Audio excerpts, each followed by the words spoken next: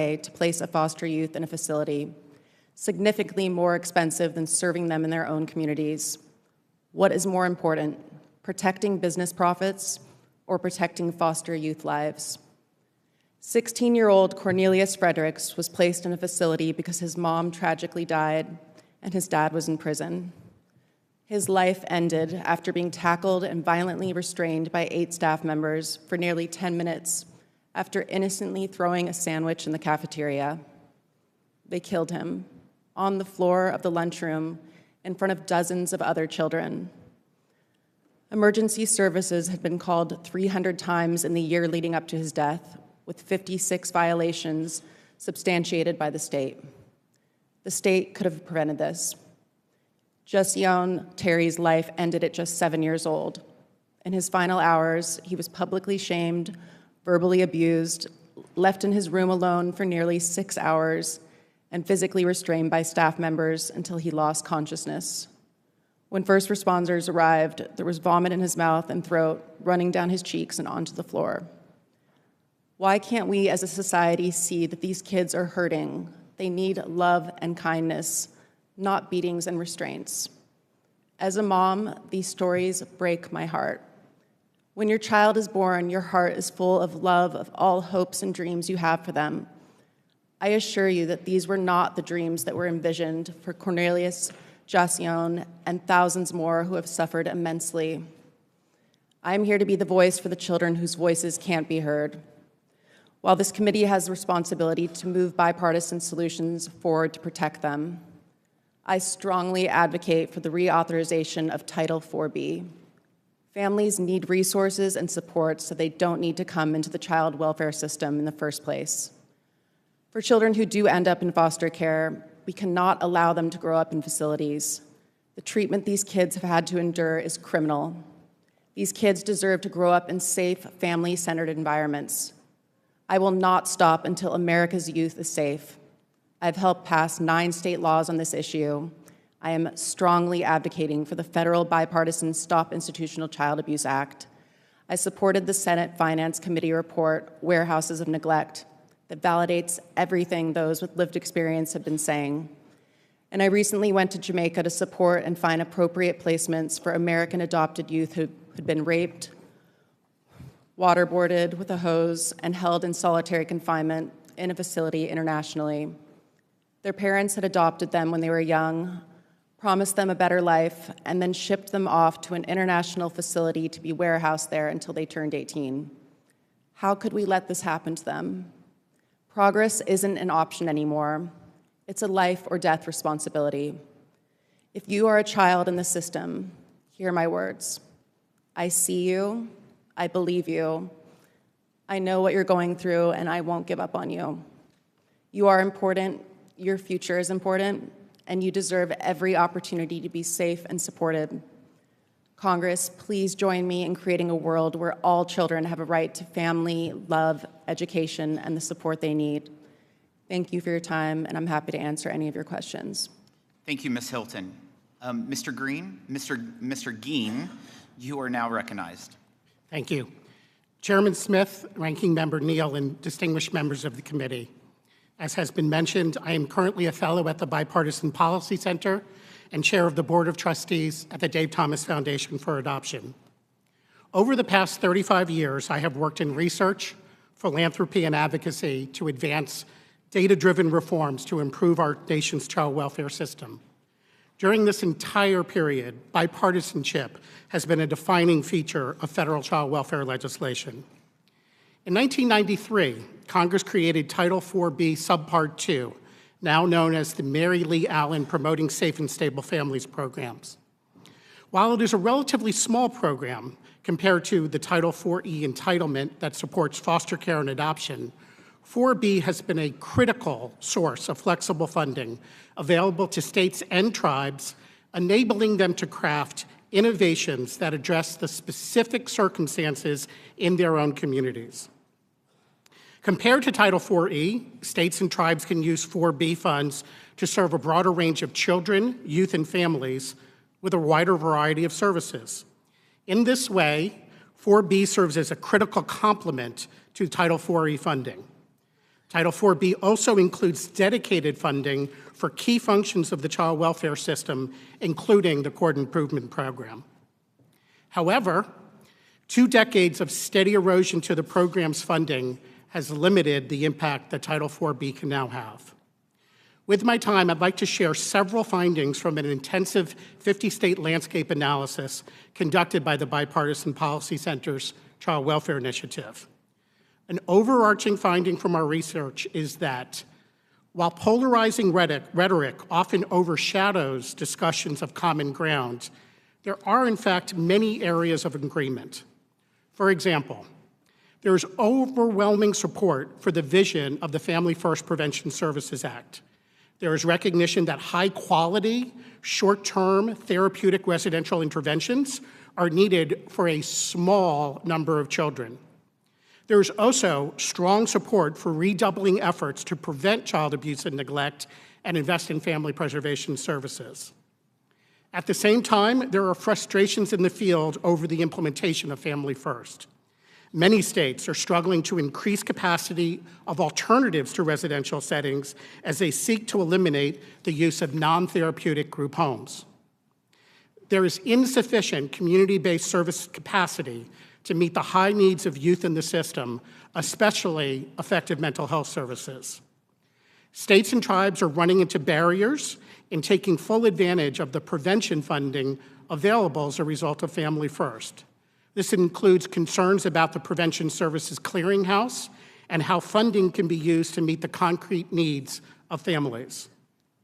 There is widespread concern that child welfare is becoming a catch-all system, being asked to make up for the failures of other systems, resulting in children and families being inappropriately involved with child welfare authorities. States are starting to address this by clarifying their definitions of neglect, making improvements in mandatory reporting and investigations, and enhancing legal representation for both children and parents. There is widespread recognition of the challenges states and tribes face in maintaining a qualified workforce. There is considerable appreciation for the positive progress achieved in supporting kinship families, and yet recognition that there is far more work we need to do to make sure that all kin can adequately care for children. There is a strong desire to improve the outcomes for older youth involved in the system, and frustration with the persistent challenges we face in meeting the basic needs of youth aging out of foster care at age 18.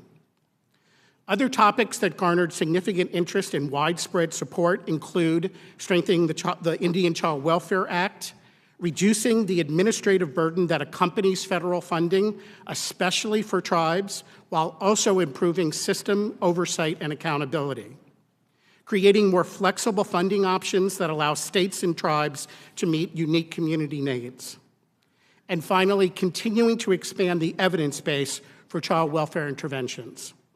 I'll end by recognizing the numerous bills introduced by members of this committee seek to address many of the challenges I've just listed. I want to thank you for your continued commitment to keeping children safe and supporting families, and I'll be happy to answer any questions you might have. Thank you, sir. Mrs. Peterson, you are now recognized. Good morning. I'm grateful to be here, and I'm thankful to Chairman Smith, Ranking Member Neal, and the members of the committee for convening this hearing on reauthorizing Title IV-B.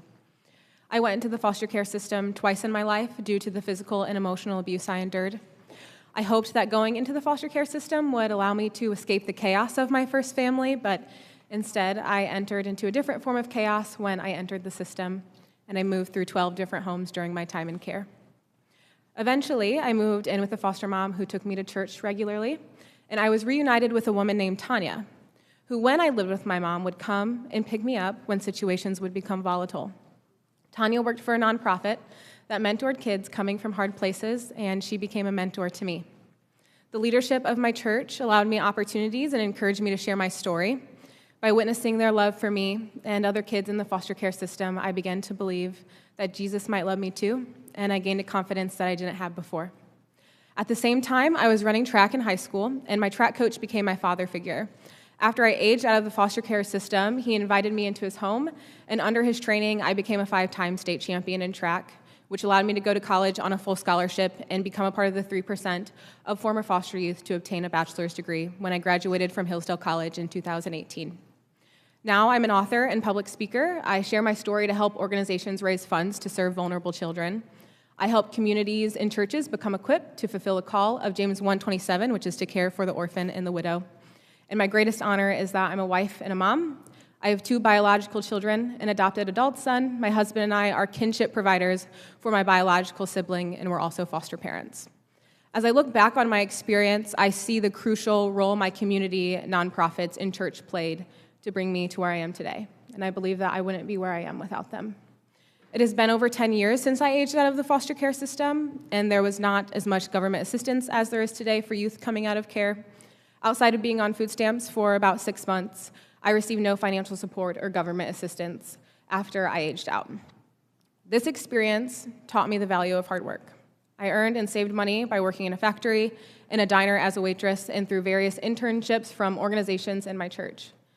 Handouts in the form of checks made me feel more like a charity case, but having a community of people believing in me enough to empower me, give me purposeful jobs, and mentor me to gain the skills needed to live a prosperous life is what has helped me break generational cycles of poverty, abuse, neglect, homelessness, and so on. Over the past couple of years, my husband and I have mentored a handful of former foster youth by volunteering for a local nonprofit. We witnessed them live off of free housing and stipends given to them while not maintaining work. We see these young adults continually fall out of these programs and into homelessness because these resources are not long-term solutions to the problems these youth face. Real relationships, connectedness, and love are. As the famous quote states, "Give a man a fish and you feed him for a day.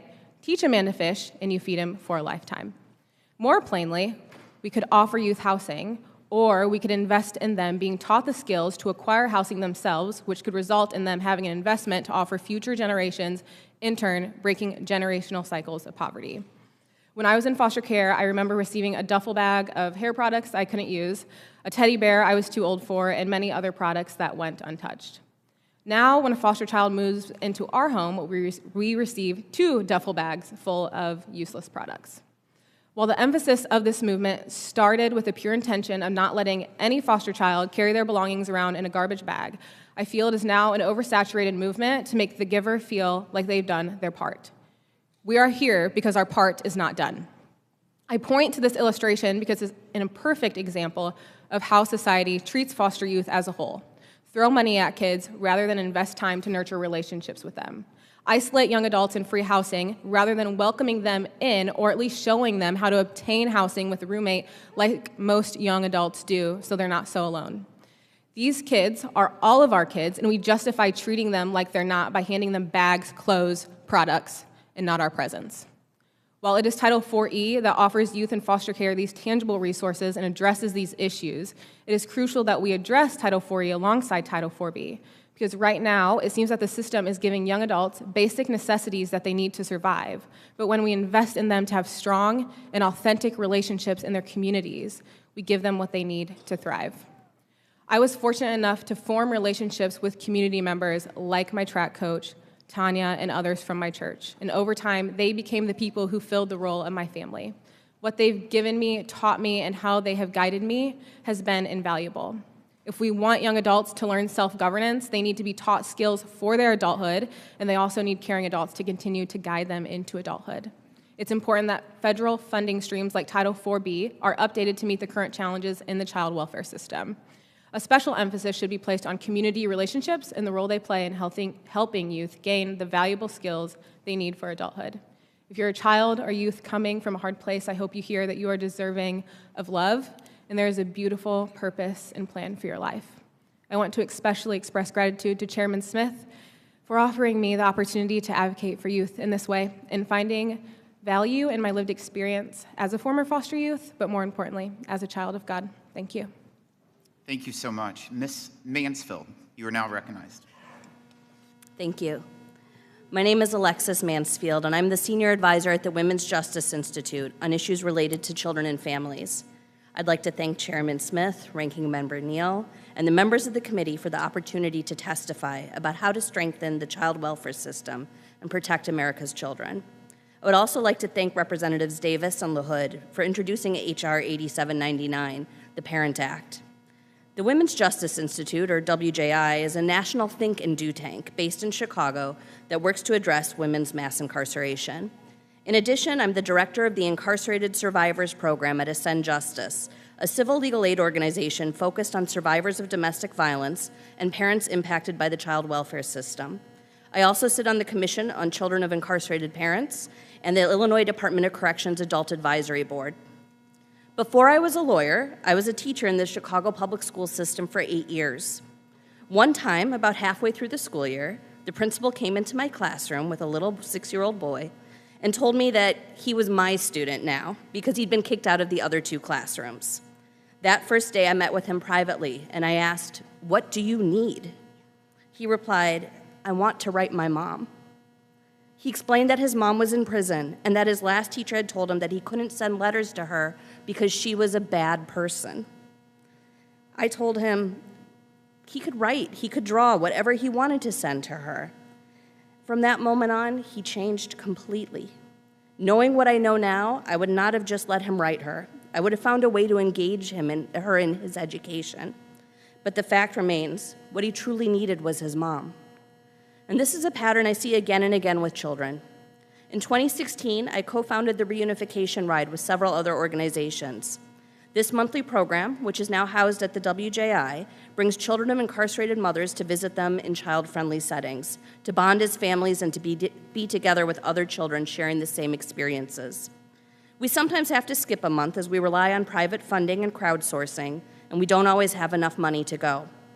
But usually once a month, approximately 40 children and caregivers make the journey 3 hours each way from Chicago, and sometimes even Indiana or Michigan. Hundreds of families have participated. We work with the Department of Corrections to create child-friendly processes and environments. This year, we also assisted in creating a Father's Day program at the neighboring men's prison for over 60 children. When we arrive and walk from the prison gatehouse to the gym, the kids start to walk a little bit faster and faster. And by the time we get to the gym, several of the children are in all-out runs. They jump and leap onto their mothers, holding them tight in their arms. I remember the time that one 10-year-old girl who had not seen her mother in person in several years came with us. Within 5 minutes of seeing each other, she had whispered to her mom that she was being abused. We were able to get her moved to a safe home within days. In Illinois, we have several model programs that promote critical bonds between children and their incarcerated parents. Unfortunately, children in foster care are excluded from almost all programs. For example, with the Reunification Ride, caseworkers from the Department of Children and Family Services will contact us, explaining they have no way of transporting children or staff to bring them, and will ask us if we will instead. We have to say no, because we have been unable to find a single private insurance company that will allow us to have foster youth participate. We also have 2 rare important programs at Decatur Correctional Center. One is called the Moms and Babies Program, where newer pregnant mothers can live with their babies, and the other is a housing unit called the Reunification Wing, where children are able to spend full days with their mothers. Children in the foster care system are not allowed to participate in either program, despite the fact that foster youth are more likely to not live with relatives and to not be able to visit without support. Ensuring visits between foster youth and their incarcerated parents supports individual court decisions that in-person visitation for the child and their parent is appropriate and beneficial for the child. The majority of parents are in jail or prison because of charges completely unrelated to their children, and their children need and deserve a chance for healthy bonding. Certainly, we do not want foster youth to feel punished by being denied these opportunities. There are many ways for systems to collaborate, including improved supplemental visitation options, ensuring incarcerated parents can access abuse hotlines, aligning service plans with available programming, and increasing access to legal services. Funding and incentives for collaboration between correction systems, child welfare systems, and private organizations is vital for children to bond, for family reunification, and to ensure that children are protected from harm. Studies have shown that nurturing these bonds also reduces recidivism and represents a critical opportunity to prevent intergenerational incarceration. This bill is an excellent way to demonstrate how we can give foster youth and their incarcerated parents meaningful opportunities to bond and promote healthy relationships. Thank you all for supporting families. Thank each of you for your testimony. We'll start with the question and answer session. Ms. Hilton, you have personal experience with congregate care facilities, and you've been a champion for individuals impacted by their experiences in those care environments, especially teenagers. As you know, this committee is currently working on reauthorizing the child welfare programs and looking at how we can ensure additional resources are available to foster youth and children in need, with a focus on keeping them in their homes and united with their families. Based on your experiences, is that a priority you believe we should be focused on, and what reforms do you think we should be considering to achieve these goals? Thank you for the question, Chairman Smith, and thank you so much for visiting the facilities. I want to applaud the committee for taking the time to consider how to improve the foster care system. These youth don't have a voice, and anyone checking in on them on their well-being. Locking kids in facilities is harmful, and from my own experience, has caused me severe post-traumatic stress disorder and trauma that I'll have for the rest of my life. We need to reauthorize Title 4B and invest in kinship care, placement with a relative, as youth should be with family or adults who know and love them. I would also like to see the Stop Institutional Child Abuse Act passed, as we need more transparency of what is happening in treatment facilities serving foster youth.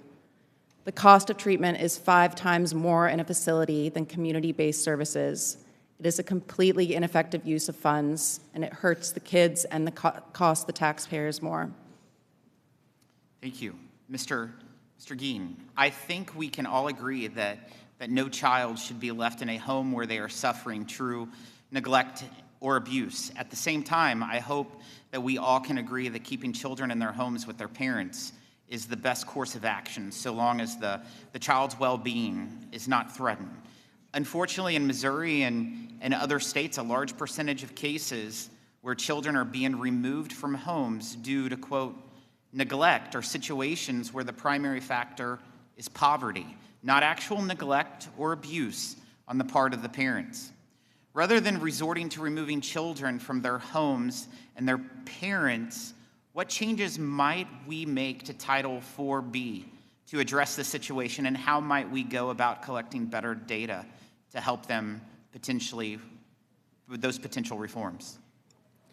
I very much appreciate the question, particularly about data, because I do think we need to be data-driven in our decisions about how to use concrete needs, funding for concrete needs to support families. As I mentioned in my testimony, states are looking at their definitions of child neglect, and yet policy is only so far in addressing the problem. When a caseworker or a mandated reporter or a judge has a family in front of them, they have a difficult determination in, is this family just suffering from material deprivation, or do they need child welfare intervention? So figuring out how Title 4B can be a resource for concrete services is key. I will mention, outside of Title 4B, looking at the 4E Prevention Clearinghouse, there are many folks who will suggest that concrete needs need to be supported when they are delivered as part of a larger evidence-based program, and that's something to consider as well. Thank you. Ms. Peterson, yours is an inspiring story, and one that speaks to the important role community-based organizations play in our child welfare system. Based on your experience as a foster youth and now as an advocate for foster care reform, what changes do you see as needed to make sure that government is a helpful partner and not a harmful hindrance to the many private organizations working throughout our communities today to support those in foster care, including faith-based organizations? I believe we must have youth advisory boards and include those with lived experience to speak into policy if we want to see the child welfare system be improved. As a foster child and as a foster mom, I have felt unheard by local caseworkers who have a lot of power locally, because really the rules you make here are oftentimes not followed by caseworkers there.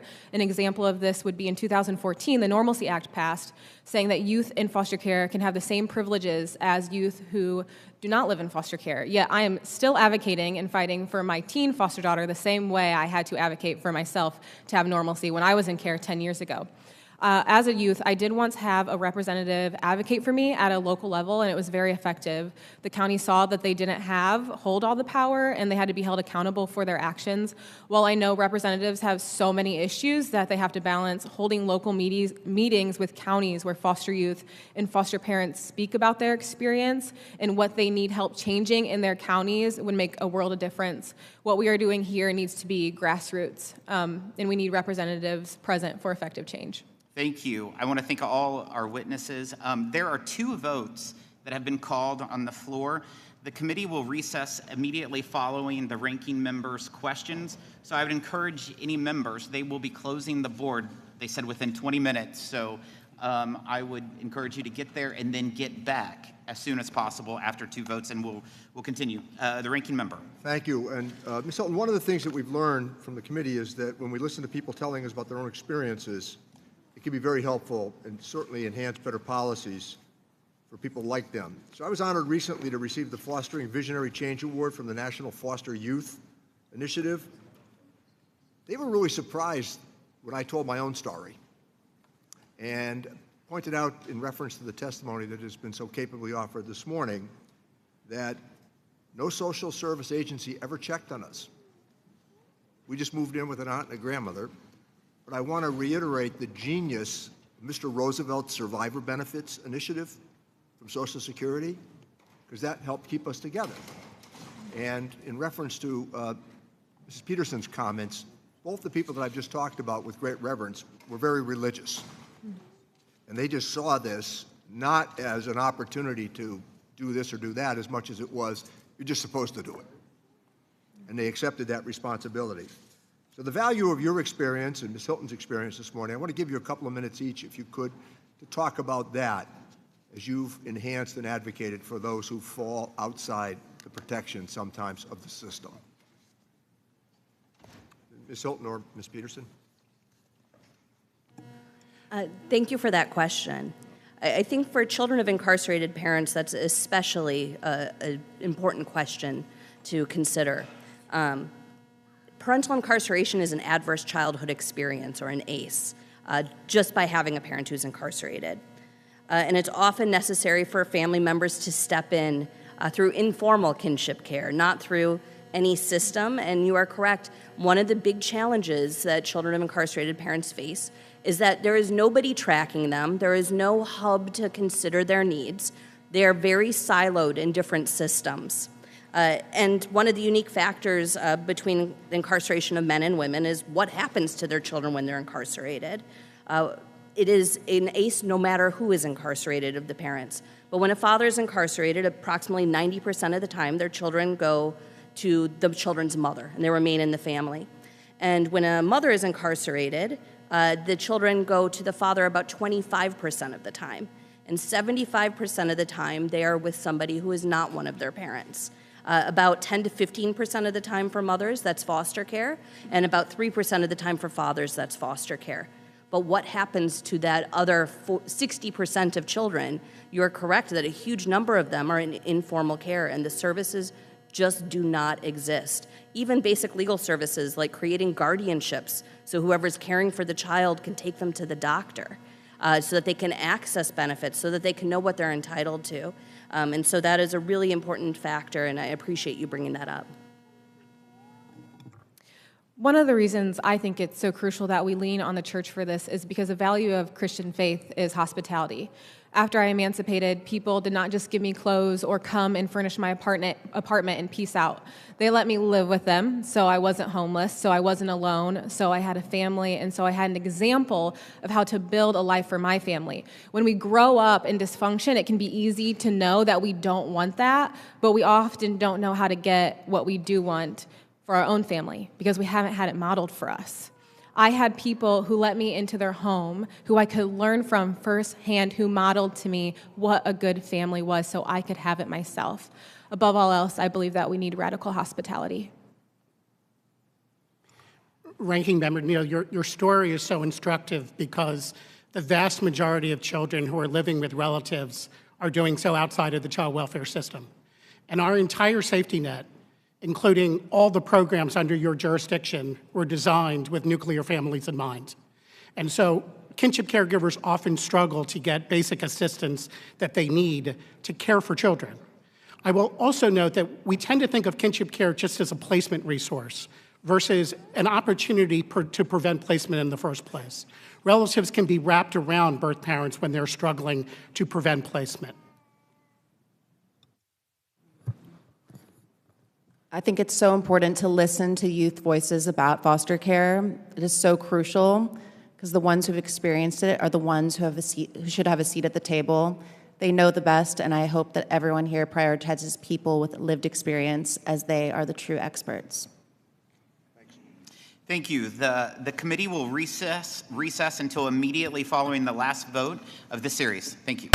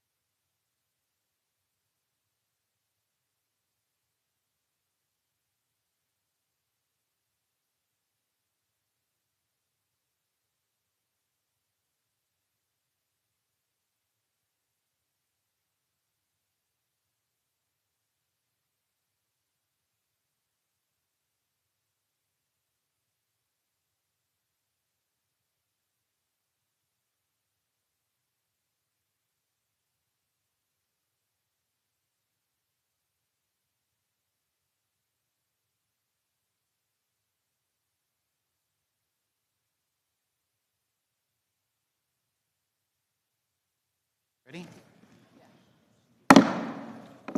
The committee will come back to order. I now recognize Mr. Buchanan from Florida. Thank you, Mr. Chairman. I appreciate the opportunity. And I want to also thank our witnesses. I know Ms. Hilton has been in my office, and a lot of other offices up here on the Hill. So you're relentless. And I'm a grandfather of 10 children, 9 and under. And but I read that the country is made up of 25% are kids, but they make up 100% of the future. So exactly your work and the committee's work is huge. I thought I'd just ask you, what are the things you said you've been involved with 9 different states are the biggest potential impacts that we can help you and others to get the best return for the taxpayer, but have the biggest impact in terms of our kids in the country? I know there's a lot of needs, and it's very easy to get pushed in one direction or another, but what would be your couple of big things that we can make a big difference in and weigh in on? Thank you so much. I appreciate your kind words and I appreciate your question. And I'm working at both the federal and state level to enact change.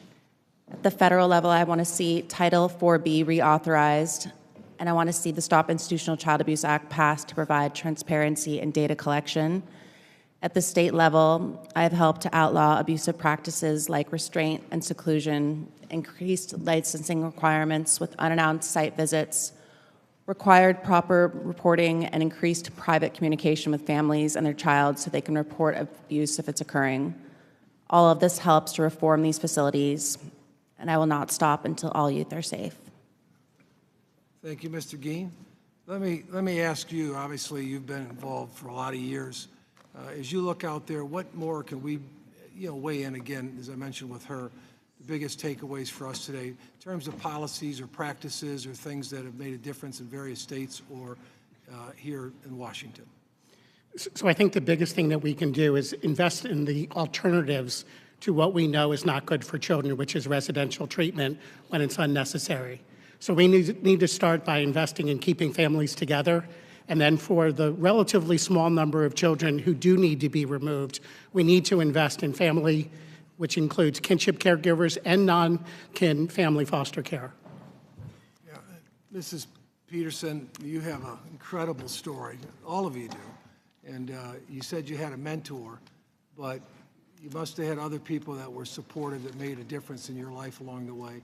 And then I was going to ask you, how does your faith make a difference in terms of you getting through this process?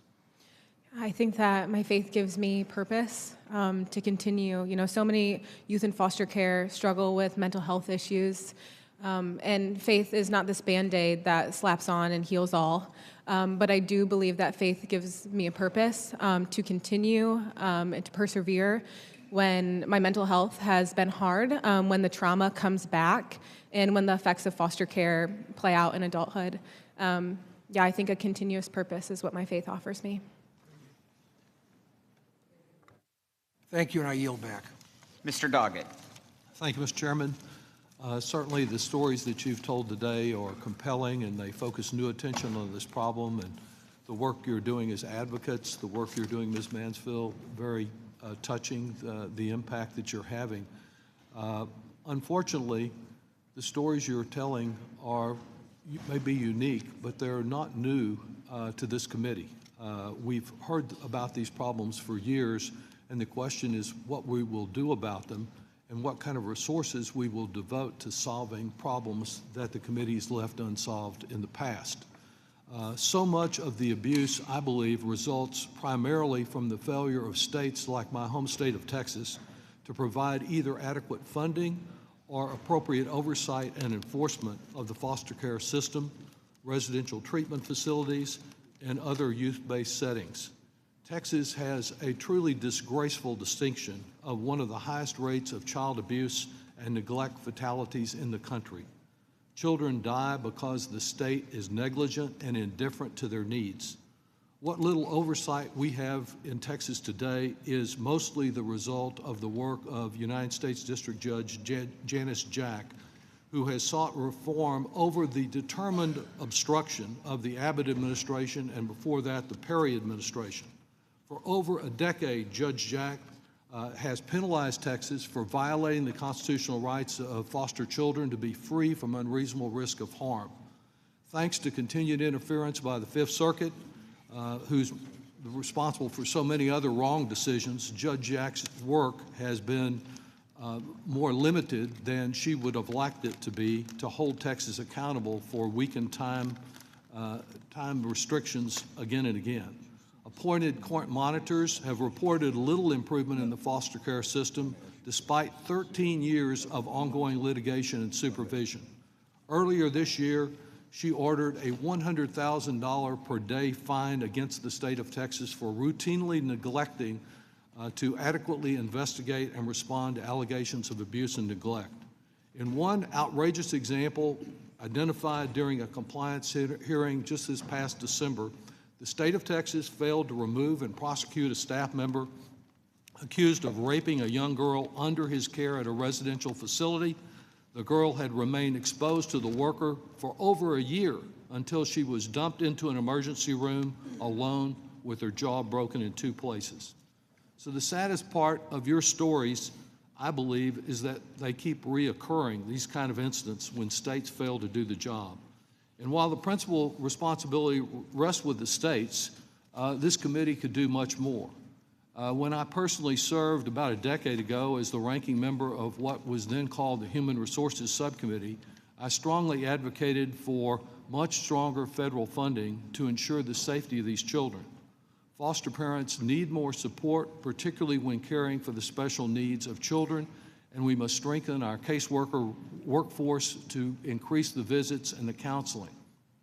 Ultimately, robust investments were never approved in the committee, following a long Republican tradition on the committee to insist that any improvements in the investments in the foster care system must be at the expense of other children under the jurisdiction of what was then the Human Resources Subcommittee.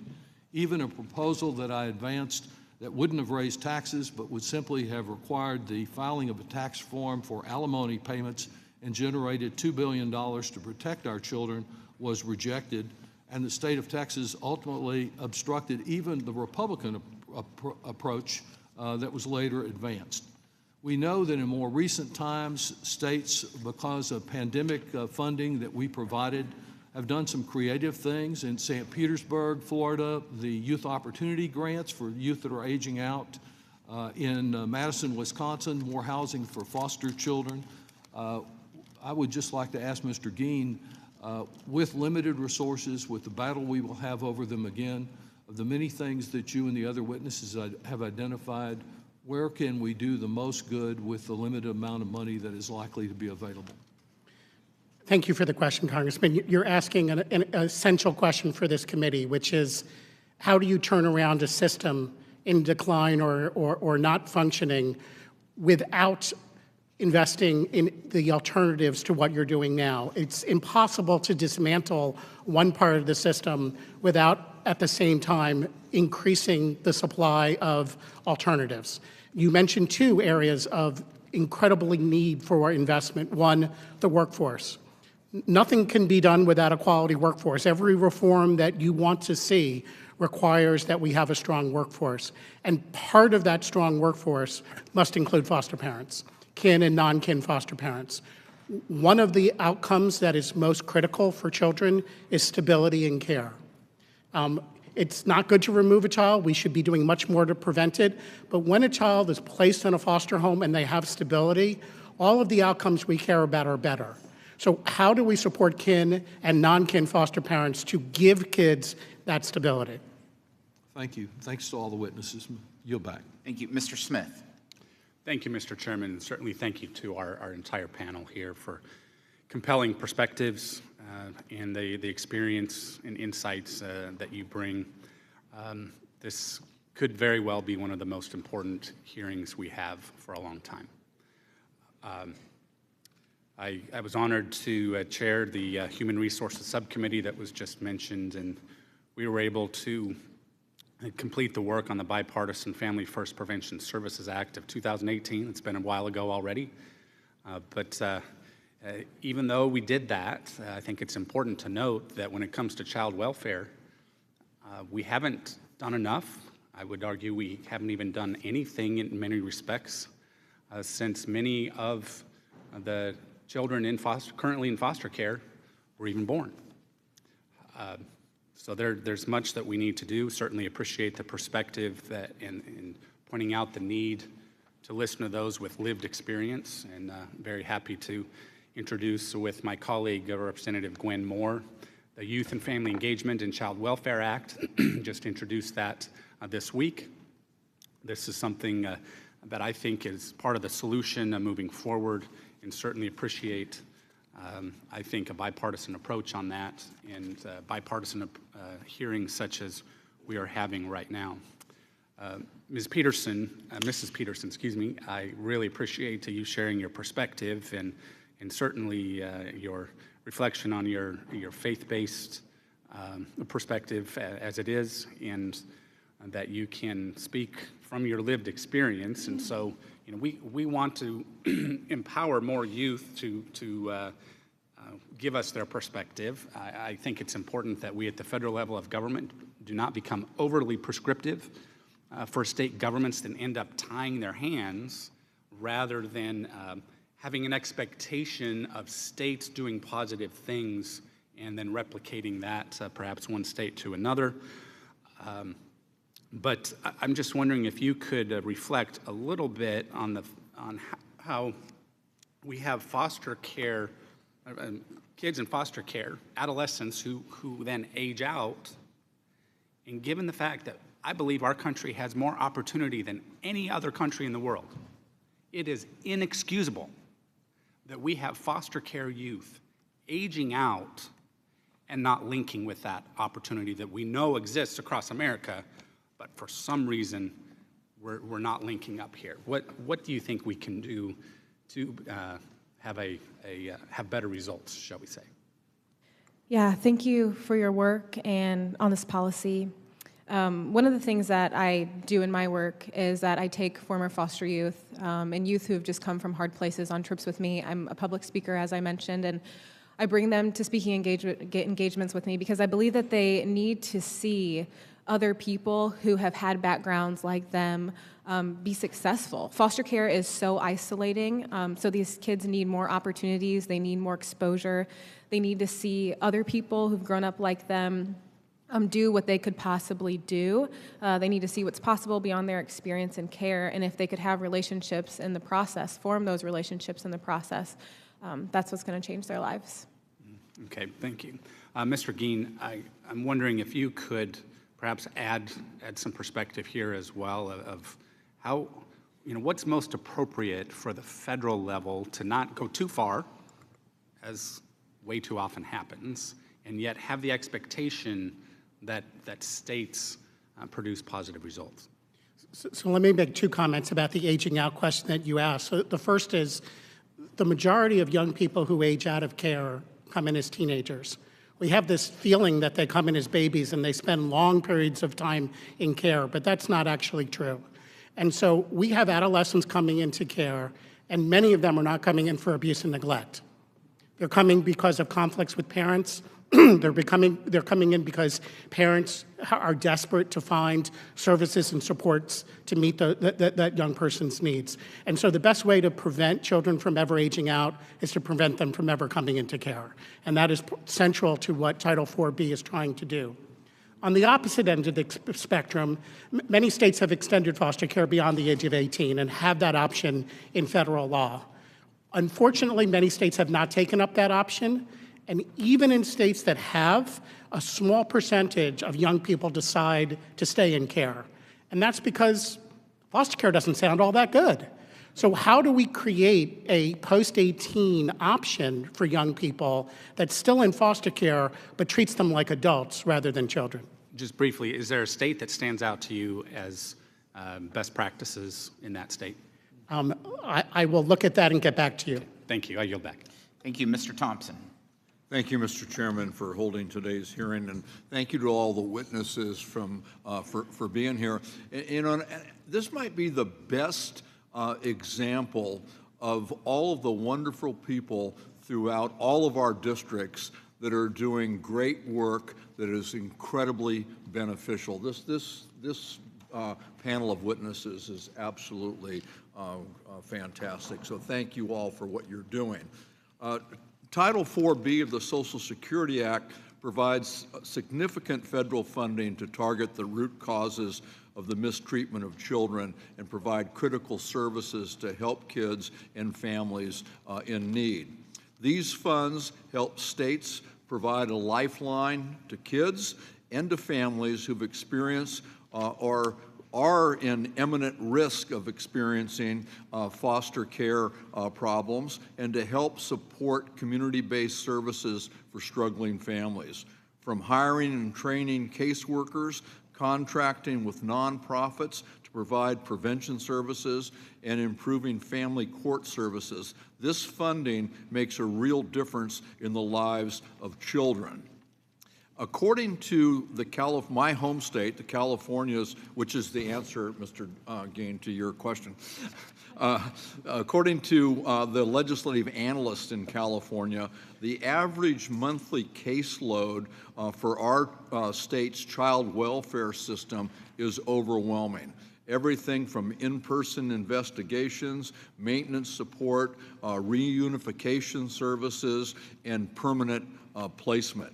In my district, there are over 1,200 children currently living in foster care and 800 families involved in dependency court cases, and many counties are struggling to find beds and services for transition-aged youth. So I look forward to this reauthorization in a bipartisan way so we can provide the critical resources for our most at-risk constituents.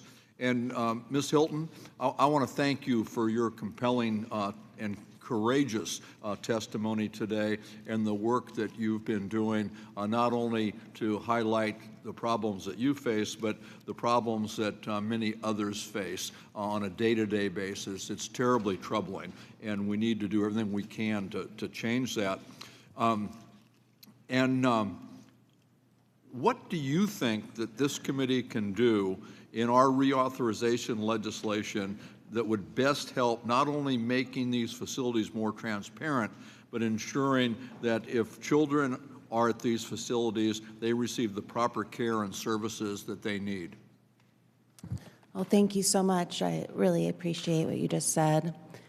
And I think it's just important for there to be oversight and regulation. People need to know that they're being watched. What I experienced in these places was inhumane, and it's something that will affect me for the rest of my life. And after speaking to thousands of survivors who have been through the same experiences, I think it's just important to listen to survivors because we have the lived experience. And I just want to say, again, I'm so grateful to be sitting here in front of all of you who could help make a difference in so many children's lives. And I think it's just continuing to do that and to pass this.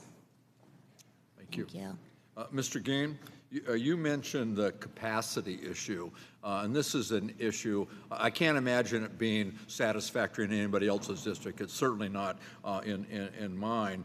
What do we need to do to increase that capacity? It seems we just lost a great facility in my district, and that was not enough. We needed 4 or 5 more just in that one community. So let's be clear. If the testimony of those with lived experience doesn't move you, the research is clear. Children do best in families, clearly. There will always be a need for children to have different forms of care, and we have to invest in them. That means that there will be children going into foster care. It also means that for a very small number of children, they will require a short-term intervention that may be residential-based. It is not a placement. It's not a place for a child to stay for a long time. But we need those very limited facilities to be exceptionally high quality, to be therapeutic, to be involving family in those children. The purpose of that intervention is for the child to go home and succeed in a family. So we need to cover the landscape of the continuum that is needed. Thank you. I think that you said it best. This is about success for these kids. Mr. Buchanan was spot on when he said this is our future, and we can do a lot to help. So thank you all very much. I yield back. Thank you, Mr. Kelly. Thank you, Mr. Chairman. Thank you for holding the hearing. First of all, Ms. Hilton, I first read about your story in Vanity Fair. I don't usually read that magazine. My wife does. And she said, you have got to read this story, and you won't believe what happened to her. Your very presence here, believe me, we have a lot of briefings here, but we don't get this type of a crowd, and we certainly don't get that many people who come in and, from the media and want to get pictures of us. You telling what happened to you in your life and what happened is absolutely incredible and opens up a whole new vision for the rest of us to say, you know, if she has the courage to stand up and talk about this and relate what she went through, certainly we should look at our own lives and our own communities and say, why can't we also look at that and make sure? So I can't tell you how much I appreciate what you were able to do and why you did it. And I knew it was selfless, but I know it has had a great impact. So thank you so much. Thank you so much. I have tears in my eyes. And tell your wife thank you so much as well. And it's an honor and a pleasure to be able to do this for the children who have no voice and be the hero that I needed when I was a little girl, terrified in these places. And it's just so heartbreaking to know that there's hundreds of thousands of children that are in these places right now. And for so many years, nobody has been believed or listened to. So I feel that maybe God put me through this and gave me this special gift so one day I could use it to help others not go through what I did and really turn my pain into a purpose. And thank you all for coming today and everyone, because this is so important for the world to know what's happening and for the children in there to know that we're all here today to help make a difference in their lives. Well, you're making a difference in a lot of Thank people's you. lives. So I got to tell you now, my wife's 1 of 9, I'm 1 of 5. We've been blessed with 4 children and 10 grandchildren, and there's nothing in the world more valuable to us than those kids. Yes. So thank you for what you're advocating for. Now, just real quickly, Ms. Peterson, I think your story is absolutely incredible in a place that talks about all the time in God we trust, as long as you don't keep saying that, because God's not allowed to be discussed anymore in the public forum, which I think is absolutely the worst thing that could happen to America. We've been so blessed for so long, and sometimes just take it for granted that we're always going to be that way. Your story is absolutely incredible. What I never will understand is why faith-based organizations are held in a different manner than other ones. Say, no, you cannot talk about the church, you cannot talk about Christianity, you cannot talk about faith-based issues, you cannot, and every night we pray that our kids and our grandkids will have a future. So your story, I thought, was really incredible. Why, with the story that you have, and coming out of the college that you had come from, why do you think people don't want to hear your story? Because you're talking about the force of faith in your life that absolutely transformed it. I think your story is incredible, and I want to thank you for being here. All of you, thank you for being here, but I don't understand why it's taken this long to get to this point, because there's nothing in our lives more important than our kids. So if you could, I was just fascinated by what you said. Yeah, thank you, Mr. Kelly. Glory to God for what he's done in my life. And I have felt at times that my voice has not been welcomed because of my faith. I have felt at times that I have been pushed out of spaces that look a lot like this because I love Jesus and I want to tell people about him. James 1:27 calls Christians to care for the orphan and the widow. Then the next scripture is James 2:1, and it urges us to not show favoritism when a poor man comes to our home. So we're given the command, right, to care for the orphan and the widow, and then we're given the instruction to not show favoritism.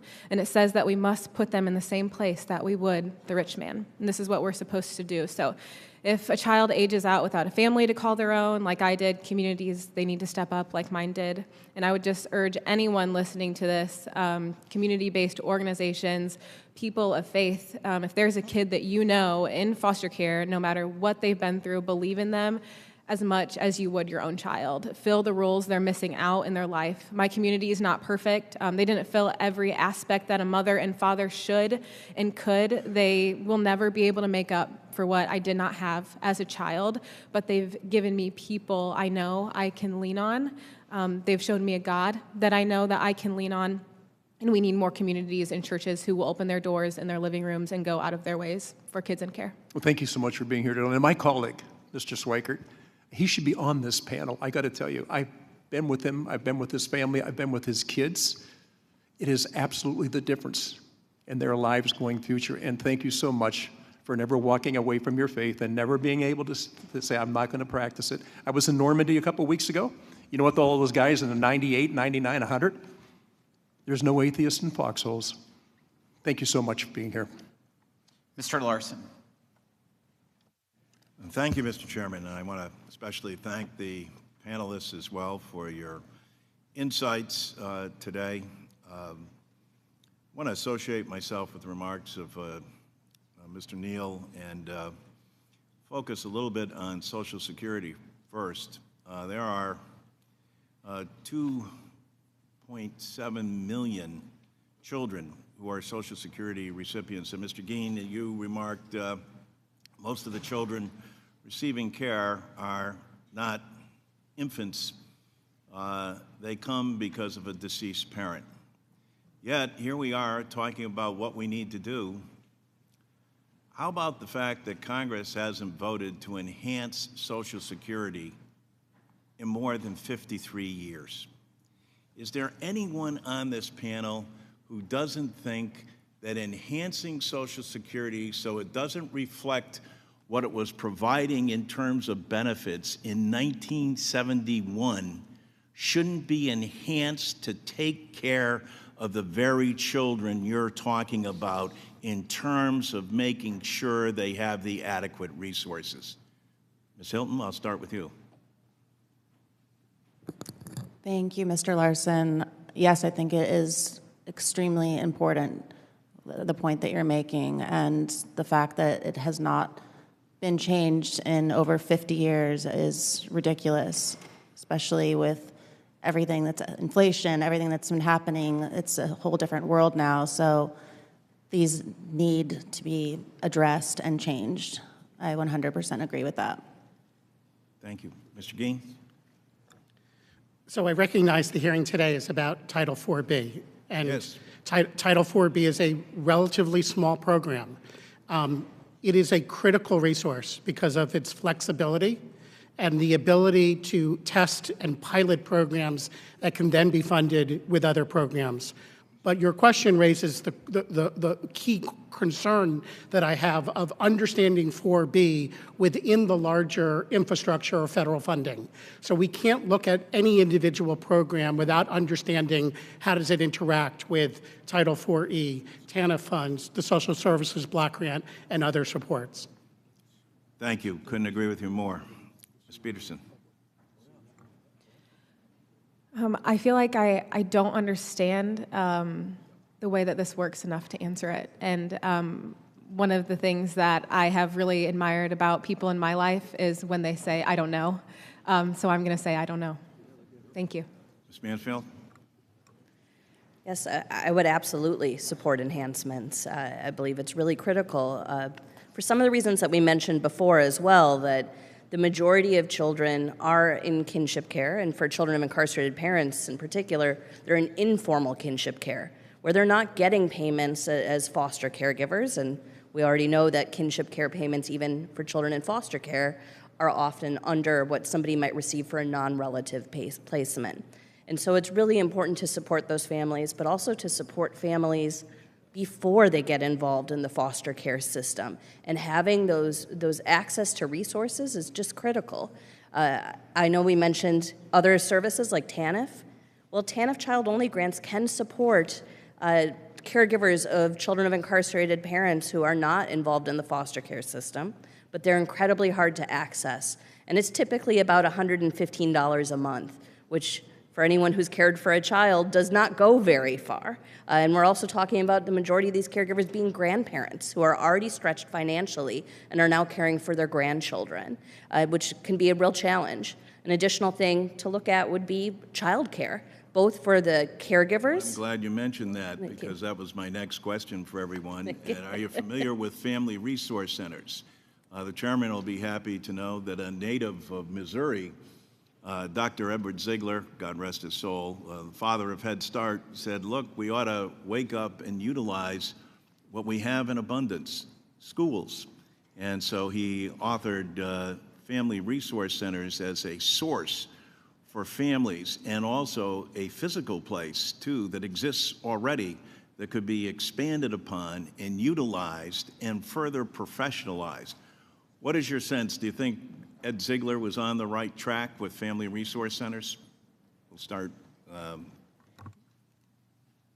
Absolutely. And I was going to say we need child care and family resource centers not just for children who are with caregivers, but we also need it for families and particularly for my clients during reentry periods where they have all of these different things upon them, but also need to have access to those resources. Train the parents as well. Yeah, and providing the resources that they need so we can have healthy families. Yes to family resource centers. They are funded in part by Title IV-B dollars, and also other similar types of mechanisms that are designed specifically for the communities, which gets to, again, the flexibility of this program. Missouri, Indiana, California can design their own types of interventions in their community. Many of them look like family resource centers. Thank you. Anyone else? Thank you. Thank you, Mr. Schweikert. 2 years ago this week, all of a sudden I'm getting these text messages from my office saying there's a social worker who needs me to call her. Okay, I immediately assume I have a family member that needs bail money. I call the social worker, and the first words out of the mouth was, "Are you going to come pick it up?" Pick up what? Apparently, the birth mother of the little girl we had adopted 6 years earlier had walked into the hospital. What is this? No prenatal care, substance abuse, and had a little boy. Little boy was very small and going through withdrawals. So this is him exactly 2 years ago. And one of the greatest things that's ever happened in our lives. But before we were able to walk out of that hospital with him, it turns out a adoption agency worker had gotten the birth mother to sign a piece of paper. Now remember, the birth mother just said, "Hey, the Schweikerts had adopted my little girl. You know, this is the brother. Wouldn't that be nice if they could be together?" We were told we had to sign a piece of paper for $40,000 before we were allowed to walk out the door with the baby because the baby belonged to the adoption services. How does a middle-class family ever adopt with these types of costs? Ms. Hilton actually said something that was brilliant. It's about the money. How many others here have gone through the certification to be a foster parent?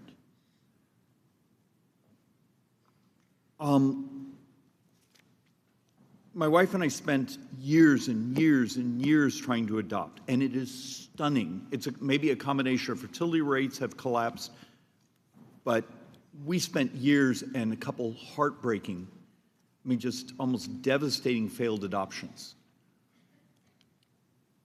As you start to look at 4B, I know there's flexibility in it, but I would encourage the policymakers here.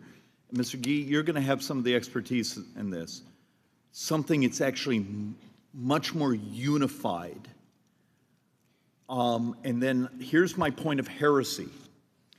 30 years ago, there was a national movement to fixate on family reunification. Having gone through the foster classes, having actually looked at the numbers, maybe our priority needs also to be the child and the child's welfare and the child's future. When you have people like my wife and I, we've done okay in life. I have really bad choices in career paths, but, and yet, but my point is, if you're really trying to find a unified theory of everything from the adoption side to the foster care side to those who have parents who are incarceration, stop doing it in silos. And the priority, number one priority of our society needs to be those kids. We don't have a lot of them. We have schools closing all over the country because there's not enough children. I love the Dave Thomas organization. They do incredibly moral work. I'm adopted. All my siblings are adopted. My little boy's third generation adopted. So is my little girl. Am I off my rocker thinking two things? Unified approach, so it's more than just 4B, but it's also maybe we need to step up the prioritization of protecting the child and its future from even some of the others. And I know that's heresy in the common folklore. So I say this representing the Dave Thomas Foundation for Adoption. When we consider what is best for children, for the vast majority of children, reunification is what is best. We also need to invest in high-quality adoption. The Wendy's Wonderful Kids program, which is the signature initiative of the Dave Thomas Foundation, has led to more than 14,000 children achieving permanency that would not have done so without. 700 of those kids, this was their last chance of finding a home, were reunified. They were never actually given a chance at reunification sufficient so that when they were ready to be adopted, there was still the opportunity to reunify them. So I think we don't want to play adoption against reunification. And you're right, we do need a unifying framework. What is in the best interest of children? We're up against time. How common is our family's experience of you're not allowed to take the child home unless you have the cash? So what you're talking about is largely private adoption rather than it was a public private adoption adoption. service. What I'm referring to is they had people stocking the maternity wards in the different hospitals, getting people to sign that piece of paper, so they technically had the... I will follow Tori's lead and say I am not an expert on international adoption or private adoption. This was in Phoenix, Phoenix, Arizona. Yes. Private adoption and public adoption of children that are in the foster care system are managed under very different policy structures and the like. So your experience, I don't have anything to add to. Mr. Chairman, thank you for your tolerance on the time. I yield back. Thank you, Mr. Schweikert. Mr. Blumenauer. Thank you, Mr. Chairman. I find this hearing very meaningful. I have 190 days left in Congress. So I've been spending time on issues that bring people together rather than divide them. And I am struck that that's the majority of things before us. They may not make the headlines. It may not be MSNBC and Fox News and talk shows. But these are things that affect real people. They don't cost money. One of the themes that you've made is investing up front actually saves so much that it pays for itself. We spend a lot of time around here, and you'll see it today on the floor, and you'll see it later in the week, beating each other up on things to get a moment headline, to get a zinger in. These things aren't going to get enacted into law. They're not going to make a difference to the American people. It's a distraction. It's a sideshow. What you're talking about here is not a distraction. It's not a sideshow. And it is presented in a compelling way that even a member of Congress ought to be able to understand the wisdom of what you're saying. Mr. Chairman, I'm hopeful in the next 190 days that you will join me on kind of a little tour. Congressman Winthrop understands what I'm talking about. We're looking, in a sense, it's legacy for all of us. And what you've presented today is part of what can be a legacy for any member of Congress, regardless of party, regardless of where they live, regardless of what committee they're on.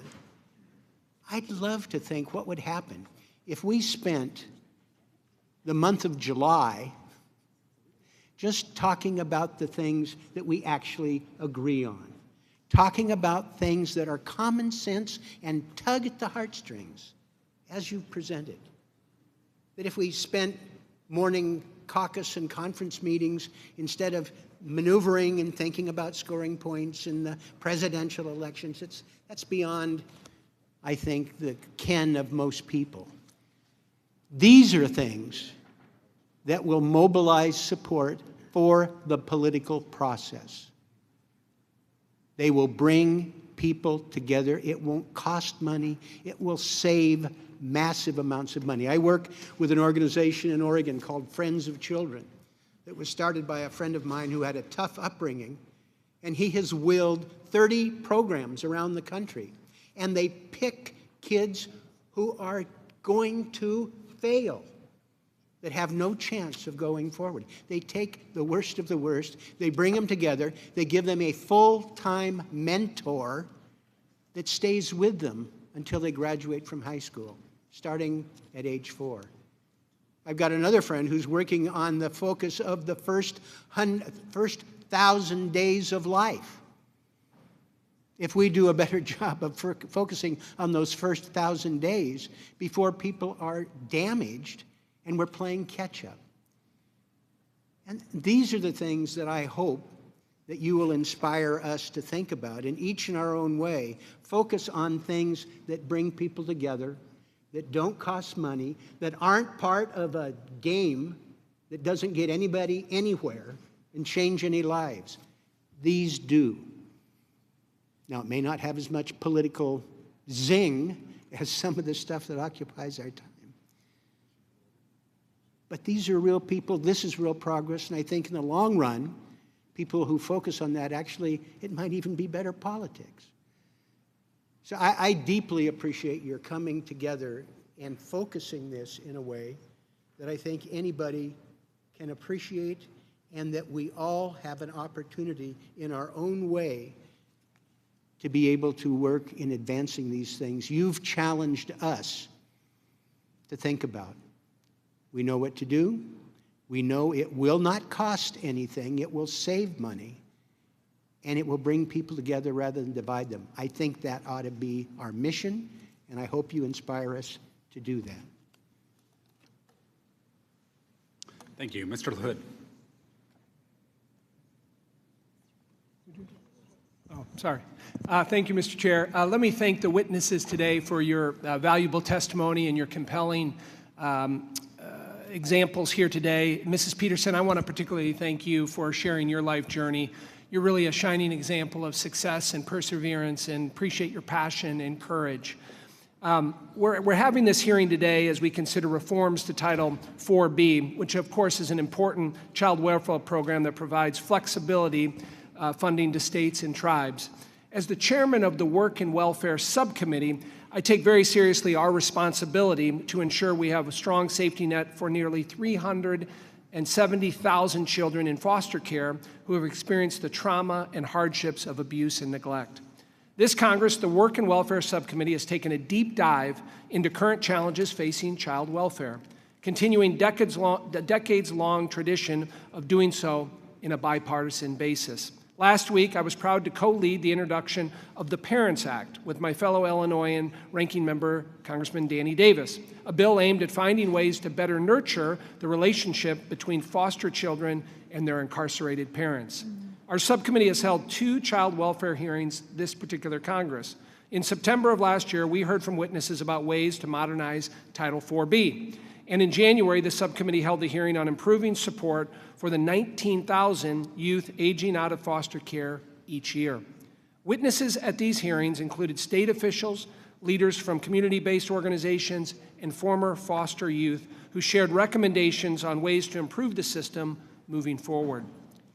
And this full committee hearing today signals important progress in our ability to work together to reauthorize Title 4B of this Congress. Mrs. Peterson, one of the policies that I focused on our subcommittee is embracing the stories of those that have experienced transformational change from the power of employment, brought to their lives by a job. The focus has been not just about the job, but the dignity of work.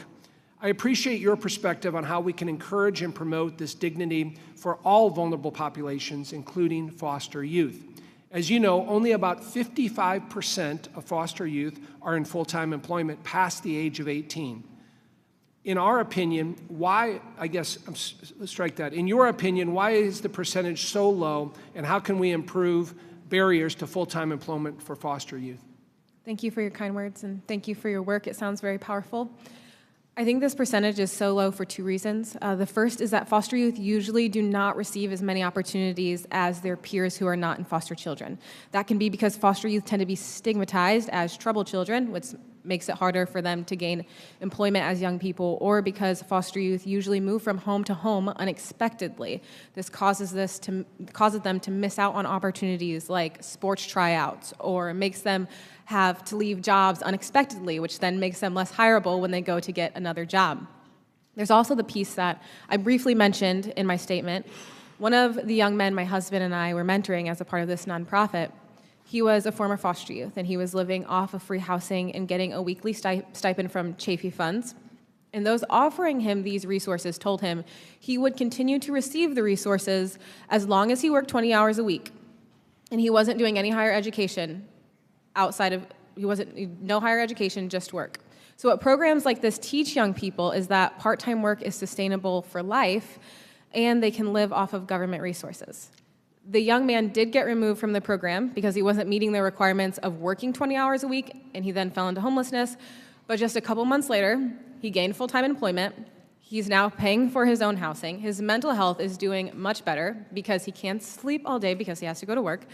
And my husband and I see this pattern in young people again and again and again. And the point is not that we shouldn't help, but that there is a point when helping hurts, and it's our responsibility as the helper to figure out where that point is. When resources are excessive, they can become enabling to young adults and communities, because communities are then given permission to not invest their time and energy and love into these youth. So we need to find that fine line of giving young adults what they need to survive in an empowering way rather than an enabling way.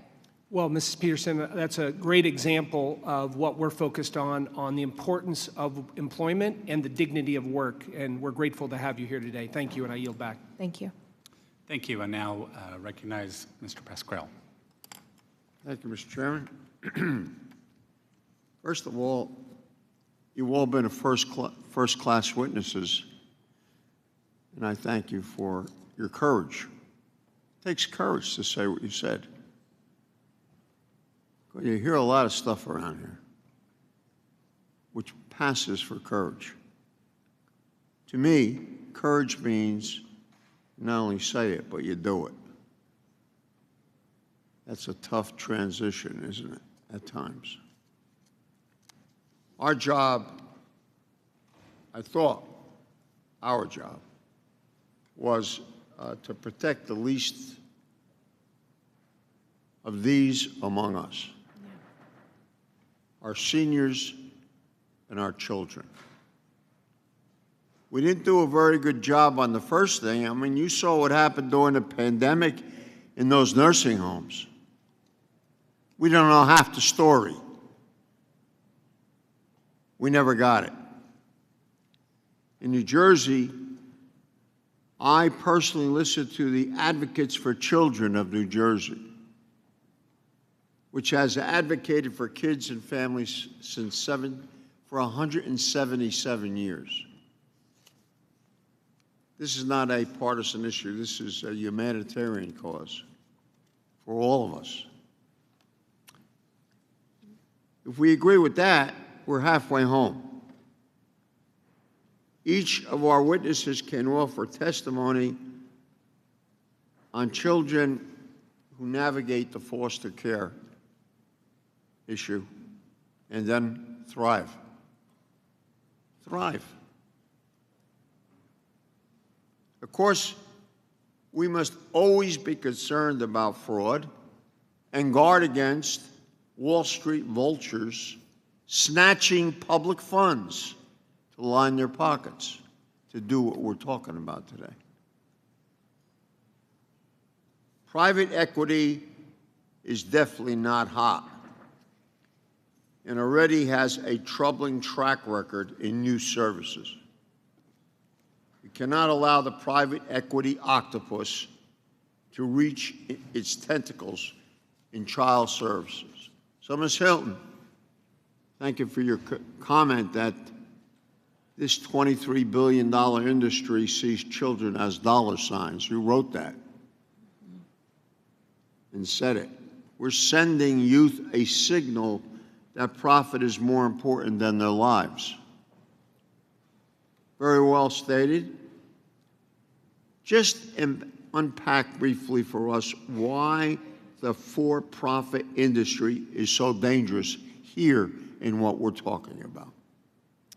Thank you so much for that. And it's so dangerous because they're caring more about profit than the safety of children. And that means that they are trying to spend as little money as possible.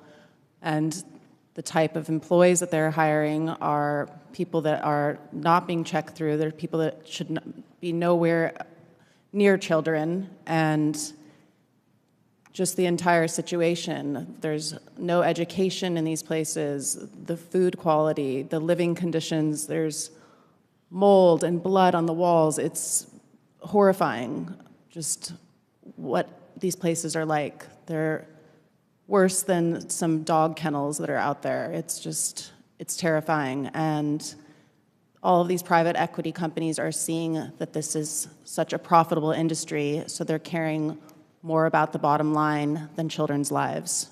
So what you're saying really is there's a vacuum here of service. We're trying to fill that vacuum, yet other people are vacuuming out the money when they say that we'll be helpful here. This is dangerous to me. Extremely. Mr. Dean, can you expand on how we can strengthen the pipeline for qualified workforce? Another big problem with senior housing. Another in nursing homes. Qualified workers. Can't get them. Who's going to protect our children? So as I said earlier, I do think that workforce is such a critical issue because any reform you want to do is dependent on having a qualified workforce. I will say I believe the problem is less a recruitment than a retention problem. Our workers take 2 years to learn their jobs from their mouths, and many of them quit within those first 2 years. Why? They quit for many reasons. One, and we'll get into this, is the administrative burden. It's the paperwork that they're asked to fill out. When they went to school to learn how to take care of families and to engage families and children, and instead they're working on paperwork. There are lots of opportunities to get workers past the period where they're just new and learning their jobs. One of the challenges is the loan forgiveness program that currently exists for social workers. You have to be in your job for 10 years. Very few actually last that long. If we change the duration of time that was available, we would get people sticking it out past 1.5 years, 2 years, to the point that they now know how to do their jobs. They can become effective supervisors, and once they're at that point, they're much more likely to make that job a career. Mr. Chairman, that's a practical recommendation. Could we put it under review for the committee? You'll want to talk to the full committee chairman about that, but... You're the chairman right now. I appreciate this hearing, and I think it's very productive, and we'll get a lot of work done as a result. Okay, Mr. Chairman. Dr. Winstrup, you are now recognized for 5 Thank you, minutes. Mr. Chairman. This is something that's very passionate to me, and I think it's vital that we learn from programs that have found some success. But what is success? You just mentioned it's not paperwork. It's not getting paperwork done. That is not success. And often we vote for bills that sound real good. They have a really nice sounding title, but they don't really bring the success that we should be looking at and what we're talking about today. You talked about succeeding in a family. And I want to add to that, succeeding in a family, even if you never had one growing up. That's where success comes in my opinion. You know, and there's a difference between government oversight and a nonprofit oversight. Because the things I've been involved in, you know, when you're a donor to that nonprofit, you take a role in oversight because you care. And there's volunteer oversight that's involved. And those are the right motives for what we're trying to do. You know, we visit, we get to know the children. We look for evidence-based solutions. And again, with a different definition of success rather than it just being paperwork. And the idea that moving from one chaos to another is just so heart-wrenching. You know, I've been in a lot of things. I've been a big brother. Gosh, I've always been looking for opportunities for people that would not normally have them. And what we're talking about is an opportunity for loving, caring, developing, and stable environment, especially for those that rarely get that opportunity. And my wife and I, we have a 10-year-old son and a 6-year-old adopted daughter. It's one of those beautiful things we've been able to do. But I want to talk about the agency we used. So the woman who runs it, she's an attorney. She's an adopted mother of 2. And she decided to become an adoption professional. And I have a letter from her that I will like to submit for the record here today. Without objection. They talk about voluntary surrenders of children from their biological parents and making the best connection. In every situation, said we place the best interest of the child at the center of our decisions. And we see our role as a lifelong commitment to the children we have placed and the adoptive families that we have served. There's no aging out. There's no aging out. And we have a relationship with the birth mother. What child doesn't want more people loving them? So there's a lot of different situations that exist. We have to have flexibility. You have to gear it towards the child's needs, and what's going to work best for everyone involved. I'm involved with something in Cincinnati I have for 30 years or so, Boys Hope, Girls Hope. And this is a program that it's a combination of what we talk about. You still have the family involved, and yet we get a better environment. And so parents say, I want my child in this program. And basically we call it a scholarship. And as early as 4th grade, because the home situation is not good, the child lives in a home where they're mentored, where they're safe, where they're stable, where they're developed, and they go to good schools. And this is all private. And we see them through high school, college, and they come back. It's part of a family. And their families are involved. There's the Thanksgiving party, the Christmas party. They go home on the weekends. But we've turned this into a scholarship, and these kids are proud. There's opportunities all over the place. And yes, it's faith-based. But we don't proselytize. You don't make someone join your religion or anything like that. But it's those Christian values, Judeo-Christian values, that are in place that make the difference. I see you nodding. First of all, I'm so proud you're from Ohio. Thanks for being my neighbor. But I just want to say, what are some of the things you would recommend to states if they have flexibility with the dollars they get to enhance successful programs and maybe specifically through Title IV-B? I'd love to see organizations do more job shadowing for youth, bringing them along. Like I said earlier, foster youth need more opportunities. They need to be shown what they're capable of.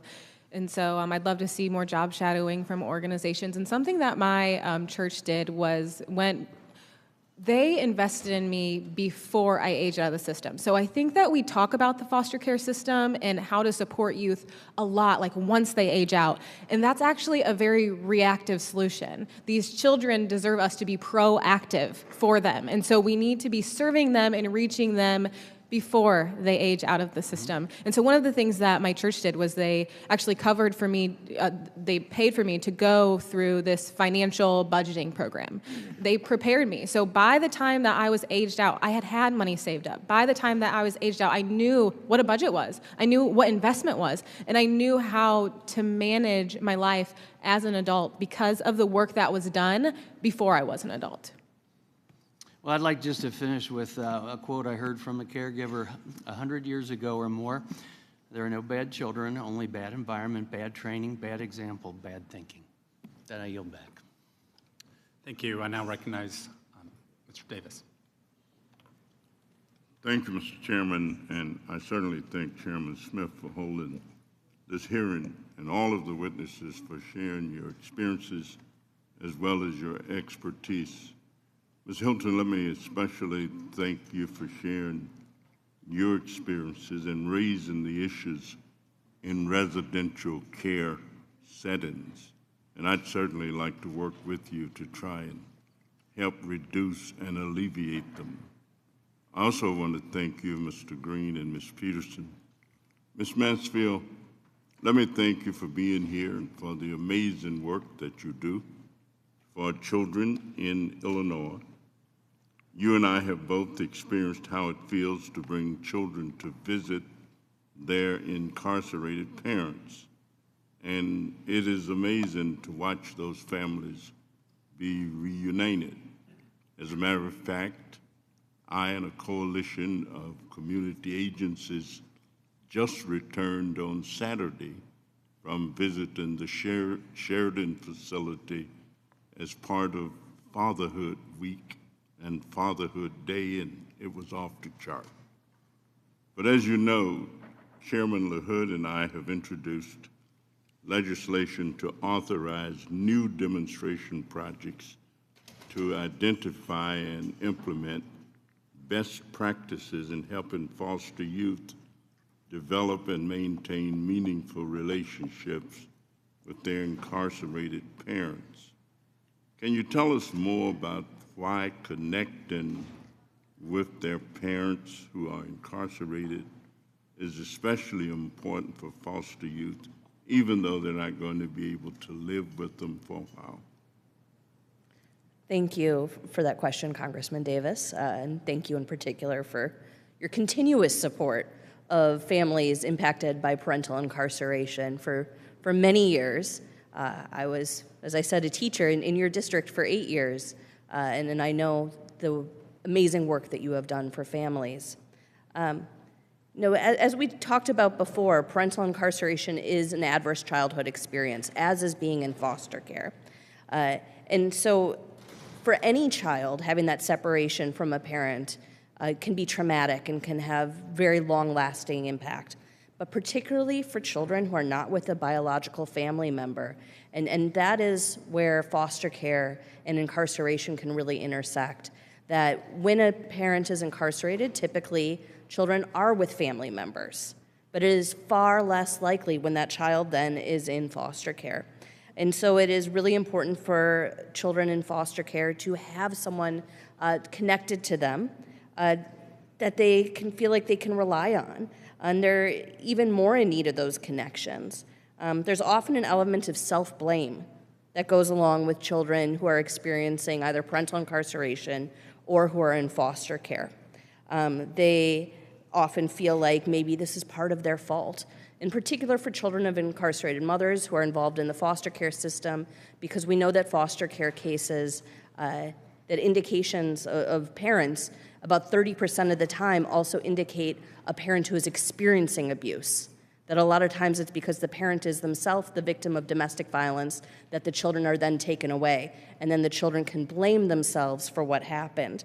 And so leading children to these experiences and giving them the reassurances that their parents are okay, that they might have been being harmed, but now they're okay, or their parent doesn't blame them, that they are not abandoned, that they are still loved, is really important, and it can predict success long-term, not just for the children, but for the parents as well. Let me ask you, given your knowledge of these programs and your history of engagement, should this grant program be developed what kind of activities would you like to see take place? I could give you a very long list of the activities that we would like to do, from small things to big things. I can share that we just did a Father's Day program recently where face painting was the #1 thing that kids wanted to do. It was very exciting. But what I really want to see are some of the activities that we already do, but with increased frequency and span. What we do right now, if we're just looking at this one program, we do it monthly when we can, but even then there's a wait list. And that's just from coming from one region of one state and going to a state facility, not even looking at the federal facility. We need to expand these programs to everywhere.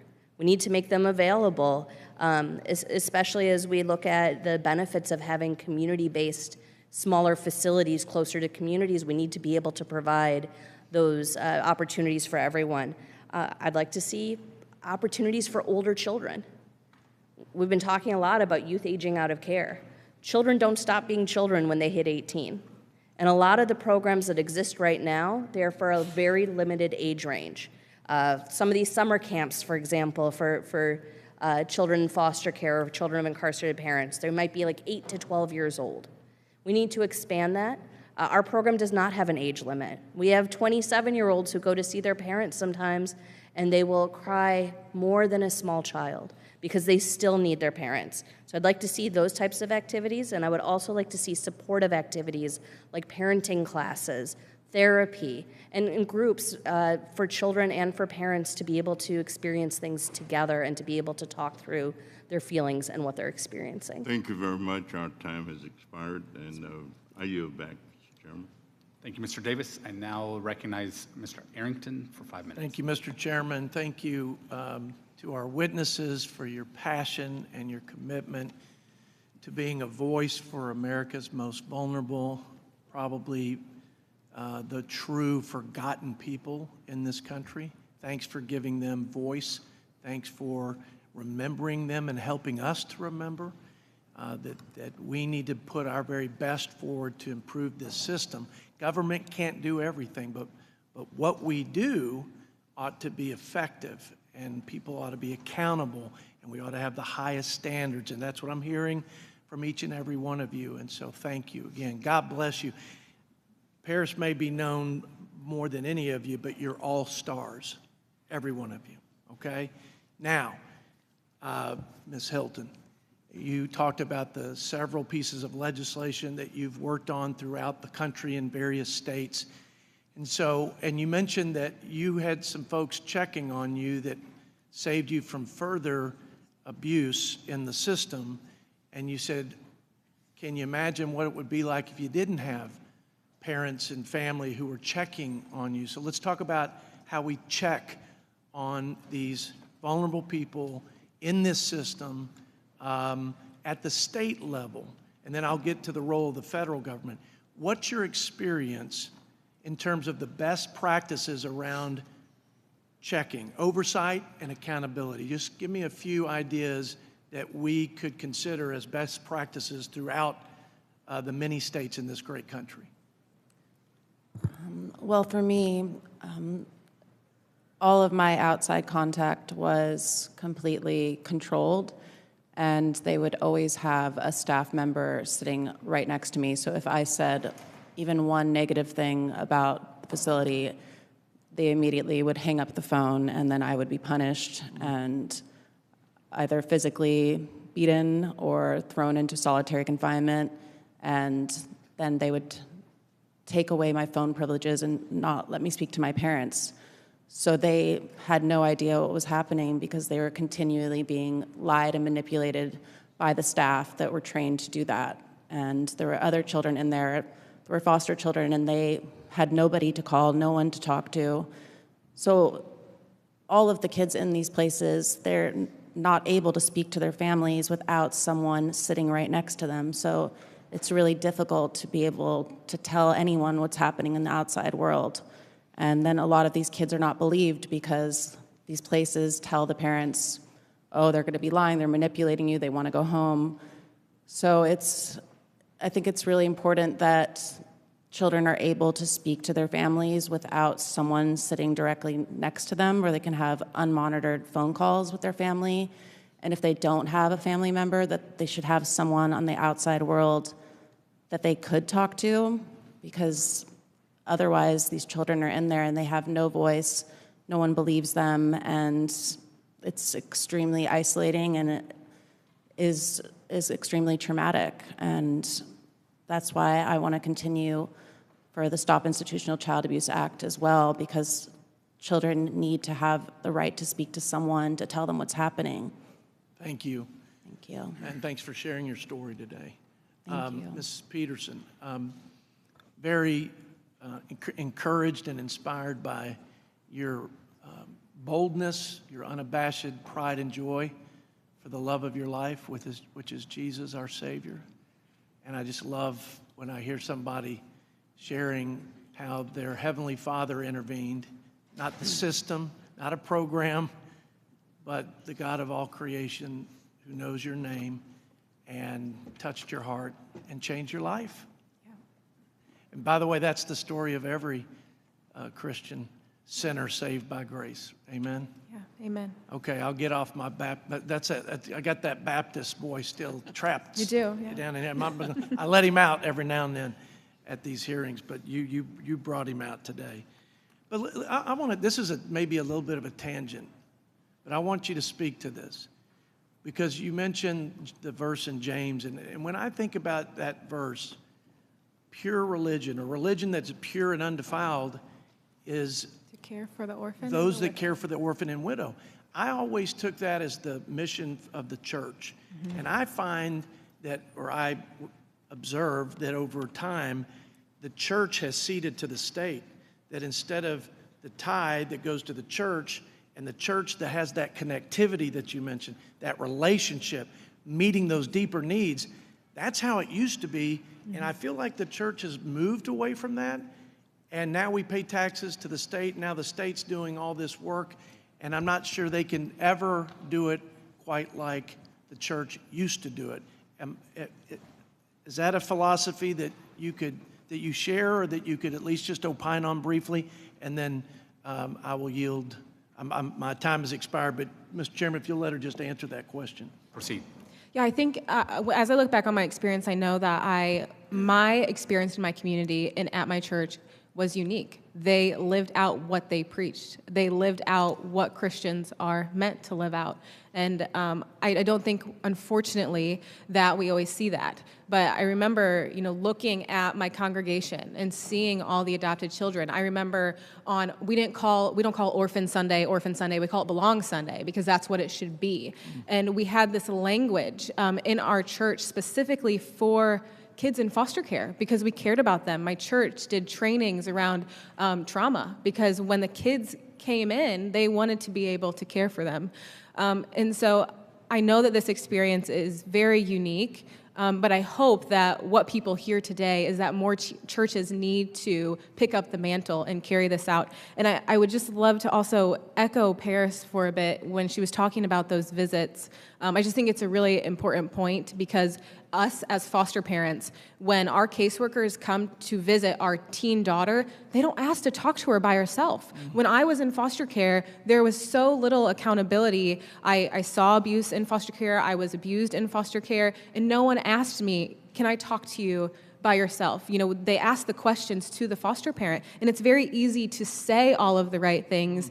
It's a lot harder if I think that we would benefit a lot. Abuse would be minimal, limited, few, if homes were actually observed rather than just visits where let's sit down and talk, because we can make up a lot of things. We can say what they want to hear, but it's a lot harder to show them that you're not living and caring for kids with integrity if you're not. Thank you very much. Thank you. I now recognize Ms. Sewell for 5 minutes.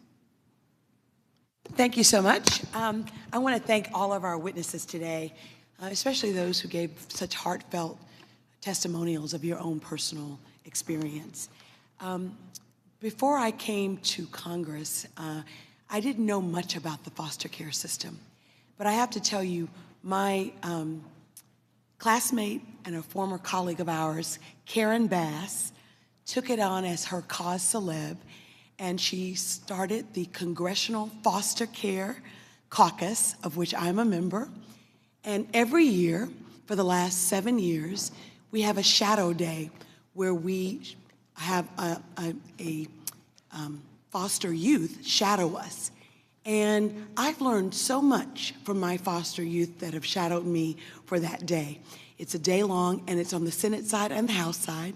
For those members who are not signed up to have a shadow, a foster youth to shadow, I would recommend the program, and I would recommend the caucus. I know that Article 4B is not perfect, and we know that it's up for reauthorization. So I wanted to ask both Ms. Peterson as well as Ms. Hilton, what one big reform would you like to see? And yeah, that's my question. If you had to just sum it up to one thing that you would like to reform in Section 4B. Now, I know, Ms. Peterson, you also talked about 4E. So Yeah. I'll just say Section 4.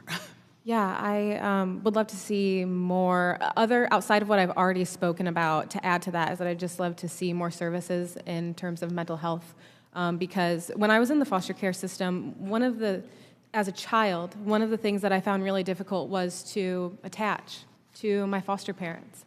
And now, as a foster parent, I know what is considered to be attachment theory. And so it's about the different ways that parents attach to their children and children attach to parents. And as a foster parent, what I've learned, and what's kind of taboo to say, is that when you're a foster parent, this attachment doesn't always happen instantaneously. You have to really work at it. And it's for the child and for the parent. And so what happens is that children receive this big gap in connectedness, this big gap in attachment. But that attachment, someone referred the first 1,000 days, right, like of life. Mm-hmm. The attachment in those first 1,000 days is absolutely critical to the development of children, no matter what age they are. Right. And so I would love to see just more education on attachment theory. How do we do it well? How do we continue to work at it when it doesn't come naturally? And how do we reverse, that trauma that comes from the disconnectedness? Thanks. If you had a magic wand and could do one reform for Title IV, what would it be? My wish would be that their children would not be put into facilities in the first place. I think it should be about community-based care, and children shouldn't be put in places and be more traumatized than when they came out. So I think that is just crucial, and having family-based care and just not having them even get into the system in the first place. Thank you. So important. Ms. Mansfield, can you talk I know you know about the government programs for incarcerated persons with children in the foster care system. Can you talk about some of the public-private partnerships that you know about that also help? Yes, thank you, Congresswoman. There are some programs, but they are few and far between. There just are not very many. But I have seen the benefit of public-private partnerships. Certainly, like at the Women's Justice Institute, we have a grant through Cook County Health that's funded by SAMHSA. Yep. And that grant allows us to provide client care coordination for women leaving jail or prison with substance use disorders. And the program is led by a formerly incarcerated woman, and all of our client care coordinators are also formerly incarcerated. And this wouldn't be possible without those public-private partnerships. And it allows us to move really quickly in response to needs, but also to make use of Cook County Health's, their expertise and their resources. And I think that that's possible when we're speaking about these types of partnerships as well. I mentioned that the reunification ride is one example of a program. Cannot have foster children participate because we cannot find private insurance that allows foster children to take part. And if we could leverage the public resources, we could use that insurance that is available. We could be under that auspice, and then foster children would be able to participate. And And I think that we also can meet some of those staffing shortages that are occurring in the Department of Corrections and departments of Children and Family Services or other child welfare agencies where there are staff shortages and also that turnover that was mentioned before. And so as a private organization, we can help to have these programs in those nonprofits. In addition, we can have the expertise that's needed for things like child welfare, to have the child development angle, all of those things. And also just the last thing is, these programs often don't exist, or they exist in very limited ways because we don't have the funding and we don't have the assurance that it's going to continue. And one of the most damaging things to children is when they have one visit and they don't know when the next is going to be. And we don't want to have where we scrape together enough money to get there one time and then we can't come back like we see with so many different programs. And so those are some of the powers that could happen with this. Thank you, Mr. Chair, for allowing us to exceed our time. Thank you. Thank you. I now recognize Dr. Ferguson for 5 minutes. Thank you, Mr. Chairman. I want to echo a chorus of thank yous to each of you for coming today. I know sometimes witnesses may wonder if their presence here matters, and whether it's in this hearing room or whether you're coming to our congressional offices, you being able to tell that story to us matters. So thank you for doing that. Thank you for helping us do the right thing on behalf of this country. Yeah, y'all's stories, in which particularly Ms. Peterson and Ms. Hilton, in which the way you tell them, the grace with which you present them, probably belies a lot of the pain and the hurt that preceded you being here today. So thank you for having the courage to do it, and thank you for being so candid with us. I want to start with a couple of questions here. Ms. Peterson, I'll start with you. You have talked a lot today in your testimony and also in response to questions about this cliff that so many people hit when they turn 18, and then there's an expectation of work and productivity and leading life. And you've spoken very eloquently about how important it is to have that work and those steps going forward. I was particularly interested in the piece that you talked about with your own experience of understanding a budget and understanding, how to move forward. I think that's really important when you look at trying to break the cycles of poverty. But tell me your thoughts on not only teaching that to our foster children, but in many cases to the foster parents that are there as well, because all too often, many of our foster families, suffer from lack of financial knowledge and financial resources as well. I would be happy if you could comment on not only the need to financial literacy with foster youth, but the families that are taking care of them. Yeah, well, first I want to say thank you for acknowledging that telling our stories is hard, but I also want to say that, being able to do this is so healing. When you see that the worst parts of your life and the worst things that you've been through and all your pain might be able to be used for some kind of good, it's a very healing experience. So thank you. Yeah, in terms of foster parents needing financial literacy, I haven't seen that or necessarily experienced, so that's something that's needed. But we know that 30 to 50% of foster parents quit within the first year. It's so hard to retain foster parents, and that's because of all of the things that are required of us. I love being a foster parent, but it is actually probably the most frustrating thing that I've ever done, and it has actually completely changed my perspective of my foster parents. I think I used to be a lot harder on them, and now I realize that I think they did actually quite well with what they had, considering everything that all the red tape and all the requirements that they had to meet. And I know those things are for liability and accountability, and they very much are needed. But I say all this because I think when we're talking about what do we need to support youth as they age out of care, we need to meet them, again, before they're aging out, and we need more foster parents. My husband and I have to say no to a foster placement every week. Thank you, and Ms. it's Peterson. Devastating. But Thank you. We can't do it all. If I could, because I want to move on another question. Ms. Hilton, I have, it's something that concerns me greatly is mental health of our youth in general, but it's also very challenging in the foster care program. And there seems to be a major problem with just overprescribing psychotropic drugs and just saying here's a handful of pills. Can you share with the committee your experience with that, and do you think that that is a problem in our system today, and what you think you should do to correct that, or what we should do to correct that? I think it's a huge problem. Before I went to Provo Canyon School, the only medication I had ever taken was a Tylenol or an Advil for a headache. I had never been on any medications that they prescribed, which weren't even prescribed by a doctor. And every morning, every lunch, every afternoon, we would give us all a cup full of pills. I had no idea what they were.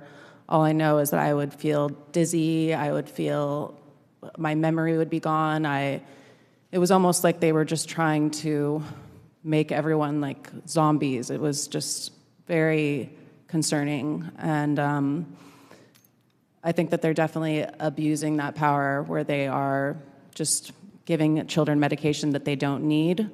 And I think that's something that really needs to be looked into because well, one answer, and Mr. Chairman, if you could indulge me here for just a few seconds, we have one of our colleagues, Ms. Steele, has a bill that addresses this on foster youth mental health support, and it really does try to address some of these standards. So I'd like to commend my colleague from California for taking this up, and we need to be supportive of her bill. Again, thank you all for being here. Thank you for telling the stories and helping us be better at what we do up here. Yield back, Mr. Chairman. Thank you. Thank you, Dr. Ferguson. And pursuant to committee practice, we will now move to 2-to-1 questioning. So I'll recognize Mr. Smucker, followed by Ms. Chu. Thank you, Mr. Chairman. Appreciate the chairman holding this hearing today, and I'd like to, as others have mentioned, thank the witnesses for traveling here to share your stories and share your experiences with the child welfare system. And I'll say again what others have said. We can all agree that one of the most meaningful aspects of our work in this committee is the opportunity to work on legislation to help more kids in the child welfare system. The changes that we're talking about today won't just impact those who've been directly involved with child protective services, but also any child, family, or individual that is in danger of entering the child welfare system. Over the years, we've reformed our programs to engage with families before children need to be removed from their homes, and we all know that leads to much better outcomes all around.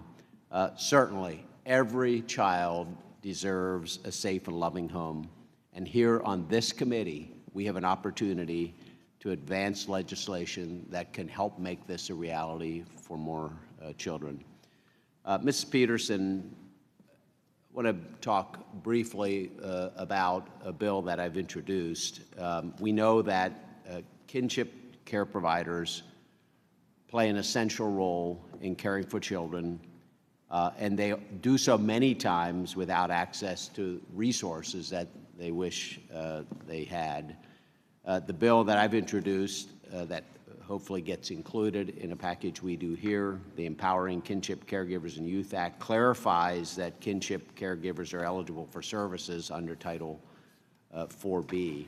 And I just wonder if you could talk a little bit about that. I know you've had access to services and supports and maybe supports that you didn't receive, and just talk about the importance of kinship care being eligible for coverage. Yeah, that bill sounds like a very important one. Thank you for working on that. Our family has never received any resources or assistance from the government for the kinship care that we provide. When my siblings started living with us, we tried to reach out to Human Services to officially become kinship caregivers and get access to those resources, but we weren't considered a priority because they knew my sibling was safe and already living with us. We never received a response, a court date, not a paper to sign. And our other options would be to hire a lawyer to serve papers, get their attention, but I wasn't willing to give Human Services any more of my time because I gave them enough of that as a youth. My husband and I were in our mid-20s when we took in my sibling, still very much establishing our lives, and it wasn't easy, especially in the beginning, but we knew we'd make it work like many kinship care providers do, no matter what. My sibling did graduate high school this year and will be headed to college in the fall. And the greatest injustice to us not receiving those services from the county and being ignored is that it was actually to my sibling. Because though she's lived with us for years now, if the county would have documented her in our care the way they should have, she would be receiving financial assistance with college. But because we were ignored, my sibling does not qualify for the financial help that she should be receiving for college. And we didn't realize that would be a consequence that she would face when we didn't put up a fight. Thank you. I want to go to one additional question for Mr. Geen. I've heard, and I want to get your thoughts on this, certainly we want accountability for child welfare agencies in our communities and states, but I've also heard the paperwork, the federal reporting requirements are burdensome, they're tedious, and I've introduced another bill which would call for an evaluation of the requirements and reporting for the Title IV-B dollars with a goal of reducing that burden by at least 15%.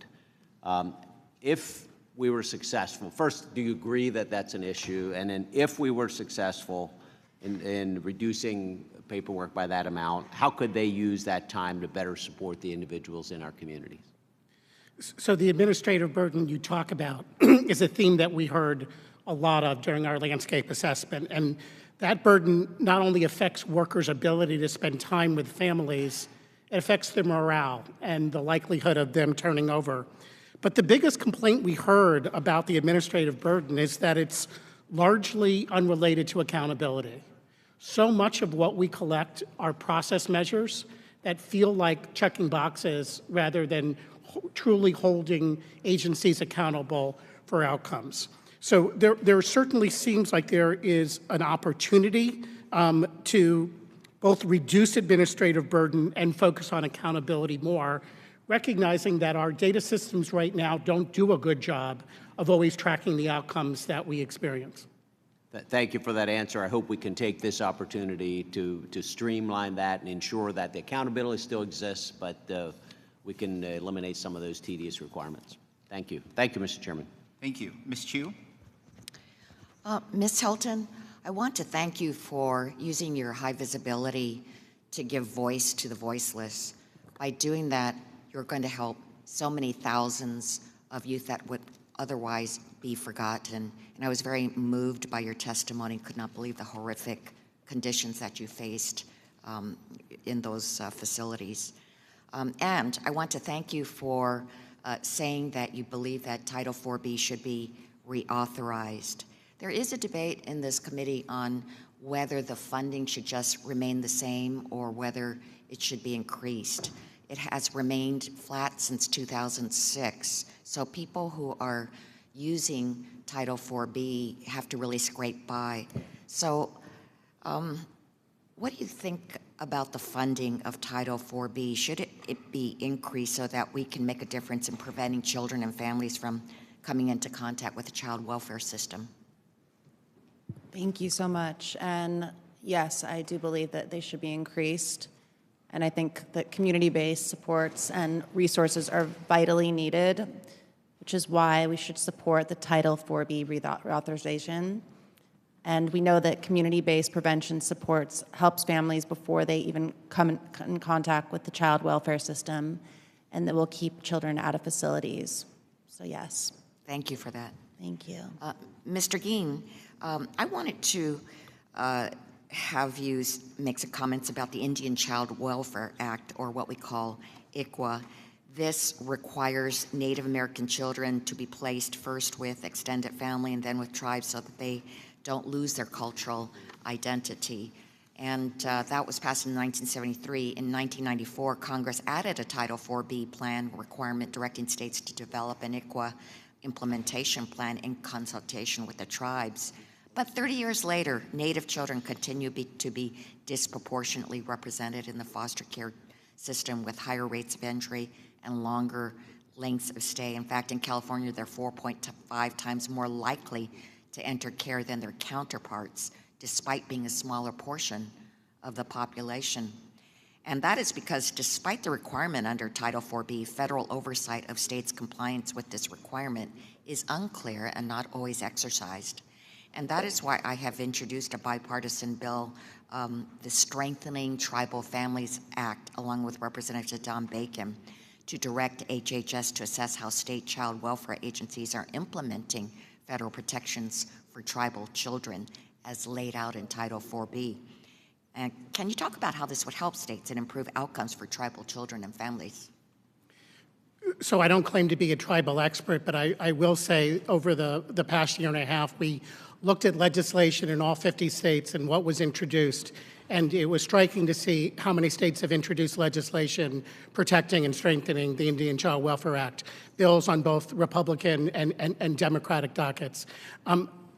There is no doubt that if you talk to tribes, they will talk about the need to strengthen ICWA. The field generally looks at ICWA as best practice, not just for Indian children, but for all children. And so it is certainly something that is needed. And I'd like to go back to Title IV-B, Mr. Geen. There are improvements that could be made in this reauthorization. In fact, I've got a couple of bills, the Helping Hands for Families Act, which I'm sponsoring with Congressmember Carol Miller, which would allow states to use Title IV-B to access online portals that connect families with local resources, as well as the Court Improvement Program Enhancement Act, which I'm co-leading with Congressmember Blake Moore, which would provide additional resources to allow court proceedings to take place virtually. And there are also problems with workers and burnout. There is, in fact, a tremendous burnout problem with workers, which also could be addressed with Title IV-B. Could you address these issues? Let me tackle the court improvement first, and that is that I see the court improvement program as one of the real successes of the Title IV-B program. 4B provides both the flexibility that states needs, but also it provides the opportunity for Congress to have set-asides for key issues that have been underinvested in. And if you take a look at the success of the court improvement program, you see how it's impacting the quality of hearings every day in the United States. The court certainly learned during the COVID crisis about remote hearings, and yet they are also not a panacea. We do need to make sure that if we use those type of remote hearings, they're done in a quality way, and it requires the training of judges and other court personnel to make sure that children and parents' rights are protected. Thank you. I yield back. Mr. Estes is recognized. Well, thank you, Mr. Chairman, and thank you to all our witnesses for being here today and for all the work that you do to help youth and their opportunity that they have. And thank you, Ms. Hilton, for all of your work with the Stop Institutional Child Abuse Act. And it's great for us in this hearing today to be able to talk about the committee's continued effort to build a society and a culture that values life. These hearings and through legislation, we're uncovering ways we as a society can better support children, parents, and families. I want to start by sharing a little bit of story about a family in my 4th Congressional District in Kansas. My constituent Bruce is a loving grandfather who happens to be blind. When Bruce's son lost custody of his children, Bruce stepped in to care for his grandchildren. These children became some of the more than 2.5 million children across the country who are cared for by family members and grandparents, which is a great advantage. Placing children in kinship care reduces trauma and provides a higher chance of reunification with parents. As Bruce sought custody with his grandchildren, however, he encountered significant difficulties, one due to his age, but also his blindness, even though he was well equipped to lovingly care for his grandchildren. These unnecessary hurdles to kinship care, that the kinship care process added to the uncertainty of Bruce's grandchildren were already dealing with. Thankfully, in the end, Bruce was able to gain custody of his children. I'm glad Bruce and his family reached this positive outcome, but I know about other grandparents or aunts and uncles or siblings in similar situation for whom things have turned out differently. Those who didn't know how to advocate for themselves and their young, vulnerable family members in order to help keep them and help care for their family. Bruce's story underscores the burdens to kinship care that we should examine and correct. And that's why we're here today with our panel of witnesses to discuss how we can improve the kinship care process. When a child is no longer able to be in the care of his or her parents, every effort should be made to keep the child within the family, assuming those relatives are well disposed to care for the children.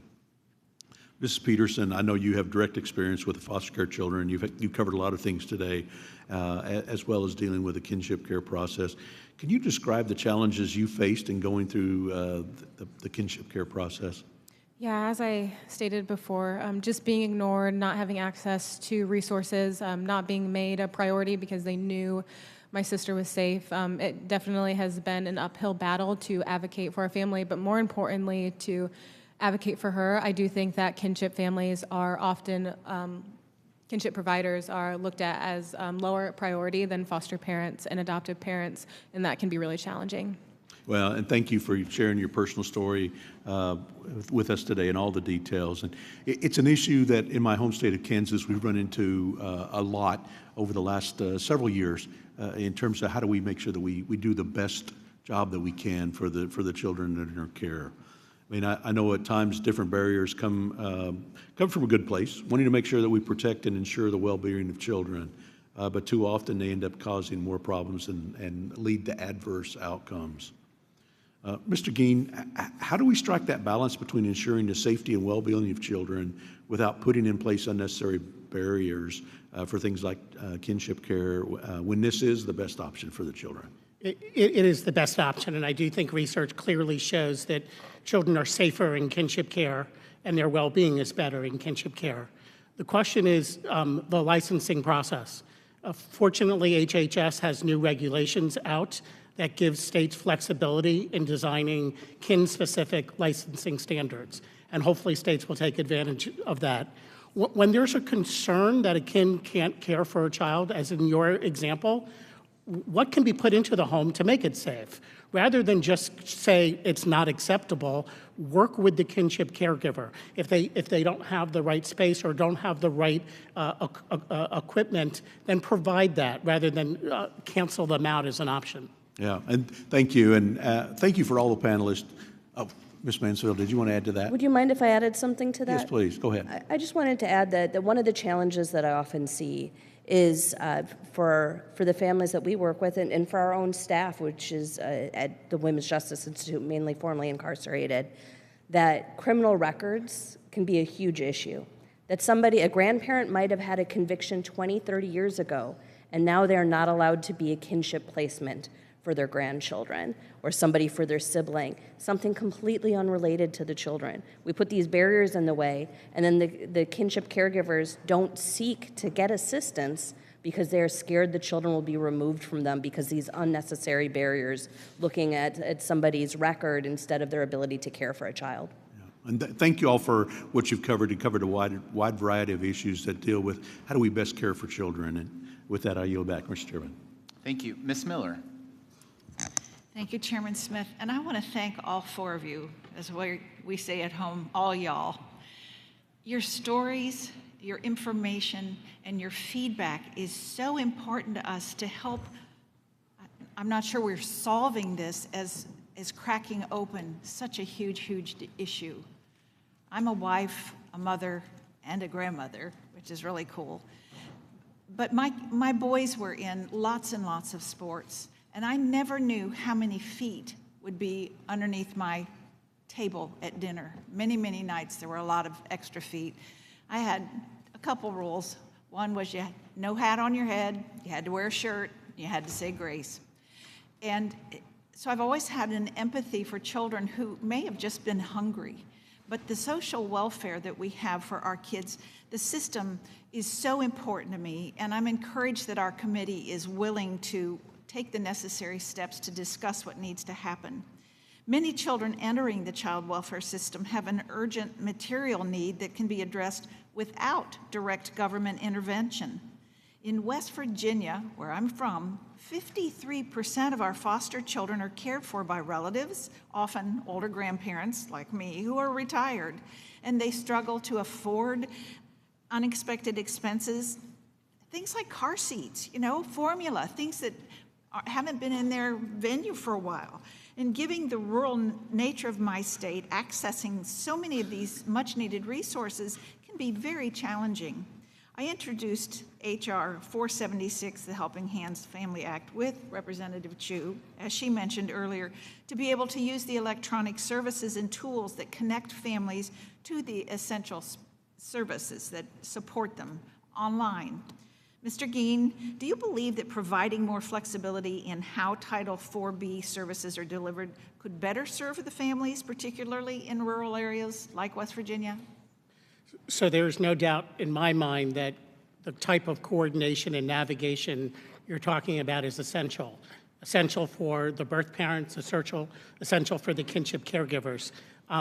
My understanding or my read of Title IV-B would say that it is already something that is allowable. So clarifying that with HHS might be a first stop.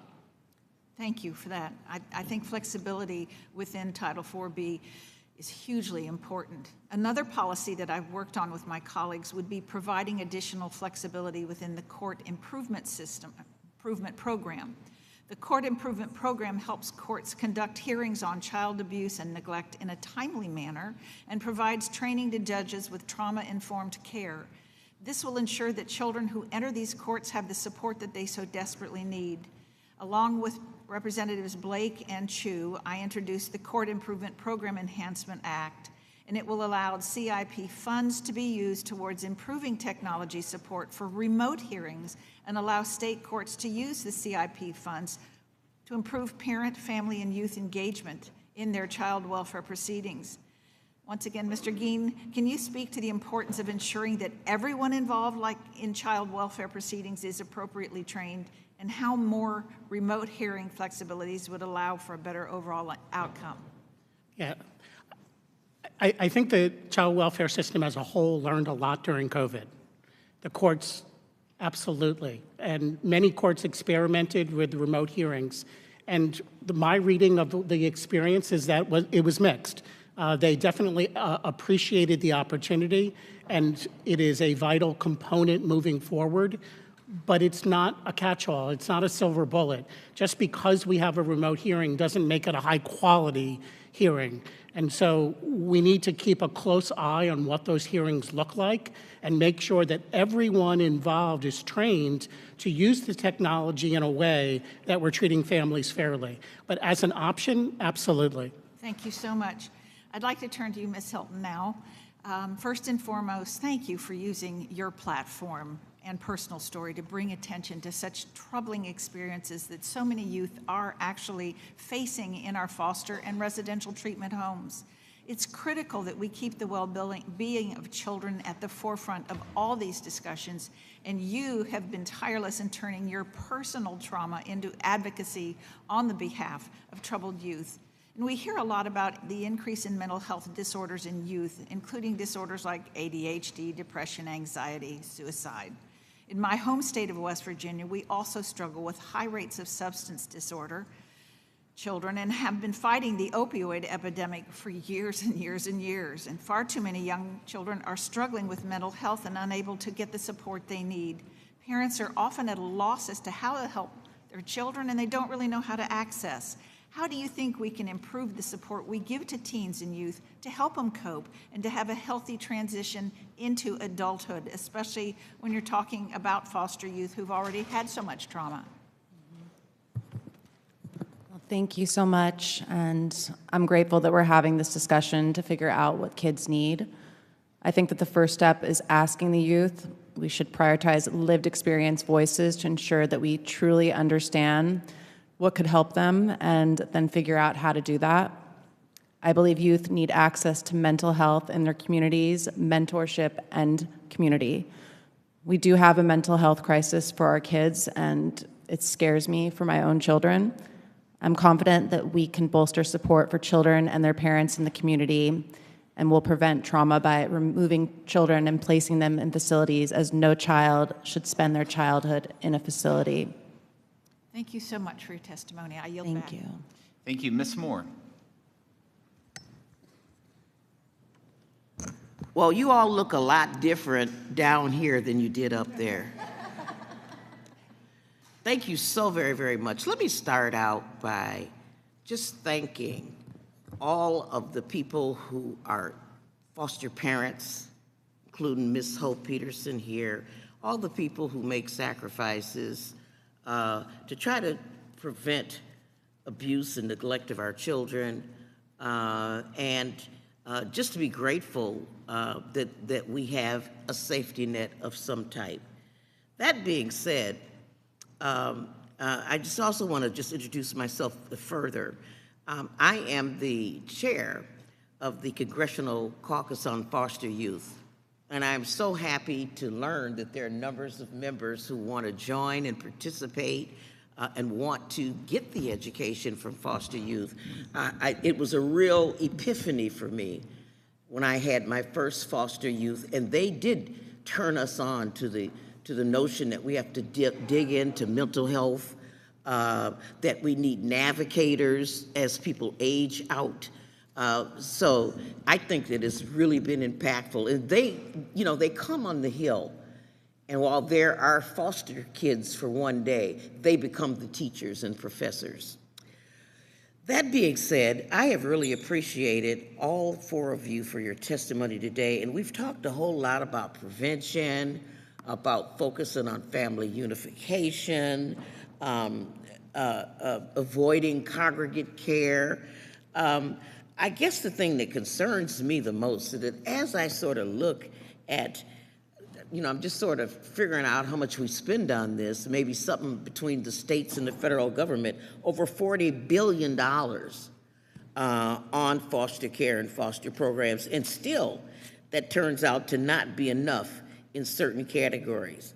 And one of the things that I'm observing, and maybe Mr. Geen and Ms. Mansfield, you can help me walk through it. Just as an example of the federal child welfare funding by purpose, I'm looking at $11 billion that the Congressional Research Service prepared this memo, and that's not the state match, it's the federal funding. Almost $5 billion spent on foster care for e-money, another almost $5 billion on adoption and guardianship assistance. And so when we start, I can't see that well. So we start talking about prevention services, we're talking about $182 million, or Chaffee services for older and former foster youth to help them walk through, help them transition. We're still only talking about $187 million. So my question to the 2 of you is, if we are aspirational about wanting to prevent congregate care, to prevent kids from getting in foster care in the first place, how do we dismantle, as it were, the huge amounts of money that is being spent to have this system which involves taking kids away from parents? Mr. Geen, yeah. So I think this is an issue that our field has been struggling with for years. There's a recognition that we're spending far too much money after the fact and not enough before. I will provide example of Wendy's Wonderful Kids, which I've mentioned before, by providing some upfront investment to increase the capacity of a public agency. The foundation dollars allows the state to move from the status quo to best practice. And then over time, the state then takes up that responsibility themselves without the private dollars. There needs to be a way for states to have the flexibility to turn their system around. If so much money is faced on the foster care and adoption side and very little on prevention, where are the resources for them to make that shift? I will note that the Bipartisan Policy Center has formed a work group focused on financing and accountability to tackle problems exactly like this. Ms. Mansfield? Yes, I would echo that, but I would also just say, if we spent the same amount that we spent in stipends and support for foster care families, especially for non-relative families, to invest in families before involvement or in intact family services, we would prevent so much. And instead, there's this judgment given that we can't fund families to keep them together. But that really would be a way to prevent so much. Amen belongs right there. Just let me say something to Ms. Hope Peterson and to Ms. Hilton. Ms. Hilton, I met you before in Catherine Clark's office, and I've had an epiphany about congregate care for people who are not poor. We're talking basically today about poor children, and you were not poor. But you know, when there's a fracture or a break in the family, predators are easy to get in when there's a breakdown because they have the authority. And I'm so sorry that this has happened to you, and I empathize with you, and you know, I'm just delighted that you're using your voice. Ms. Torrey, you were in 12 foster homes. I mean, it's a miracle, a sociological miracle you are. And I just don't think you should have depended on good luck. Somebody just happened to come by and help you. Thank God that they were. But I mean, that's part of the breakdown of our system. That we just have to, excuse me for using your name, we just have to hope that somebody is going to find you and take care of you. We can't, our kids deserve something better than hope. You know. And so with that, Mr. Chairman, I almost made it to ranking member today. But that being said, I yield back. You spoke the length of a ranking member, so thank you, Ms. Moore. Mr. Kustoff. Thank you, Mr. Chairman, and thank you to the witnesses for appearing today. Ms. Hilton, if I could, to you, could you talk more about your bill, the Stop Institutional Child Abuse Act, and maybe specifically why you think it will make meaningful reforms to congregate care?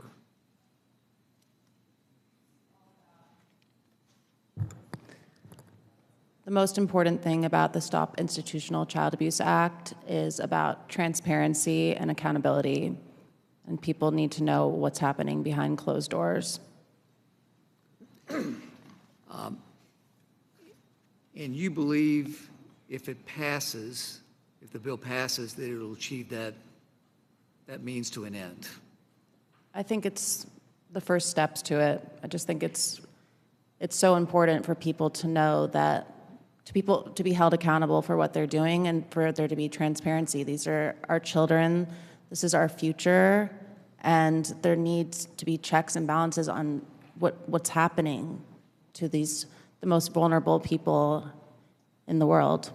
Thank you. Thank you for sharing your story today. Ms. Peterson, thank you also for sharing your story. Mr. Jean, if I could with you, we know in the past few years that the rate of congregate care has declined. Some of this is due to the Family First Act. Now, despite declines, there is a national shortage of foster homes. In your opinion, how do we balance the two? There has been a steady decline in the number of children in group settings, which is a good thing. We know that far too many children are placed in residential settings, not because that's the type of therapeutic intervention they need, but it's the only place to place a child. And so it is not a question of balancing. It's a question of doing right by children. Children need to be in families. If they need an intervention to allow them to be successful in a family, then residential treatment that is high quality, that is therapeutic, that involves the family is an option. We are facing right now, as you note, a crisis in finding enough places. I think that is twofold. One is we don't invest in enough with kinship care, as we have mentioned. And two, we have a foster parent retention problem. I don't call it a recruitment problem because the data clearly show there are lots of people interested in becoming foster parents. One person's talked about the sacrifice of foster parents. They don't see it as a foster parent, as a sacrifice. They see it as a joy. They get frustrated during their time as foster parents and tend to quit. And it's not about money. Frankly, it is largely about the support they get. And I've listened to foster parents talk to me about how they gave up on themselves, not the children. That they would see children and they thought, I should be doing a better job because so-and-so isn't doing well. And what they really needed was a dedicated worker to listen to them on a Friday night cry because their child that they were caring for wasn't doing as well as they wanted that child to do. They didn't want to give up on foster parenting. And so we do need to do a much better job on retaining the foster parents we have. Thank you very much. Thank you for everybody's testimony. Mr. Chairman, I'll yield back my time. Thank you, Mr. Fitzpatrick. Thank you, Chairman Smith.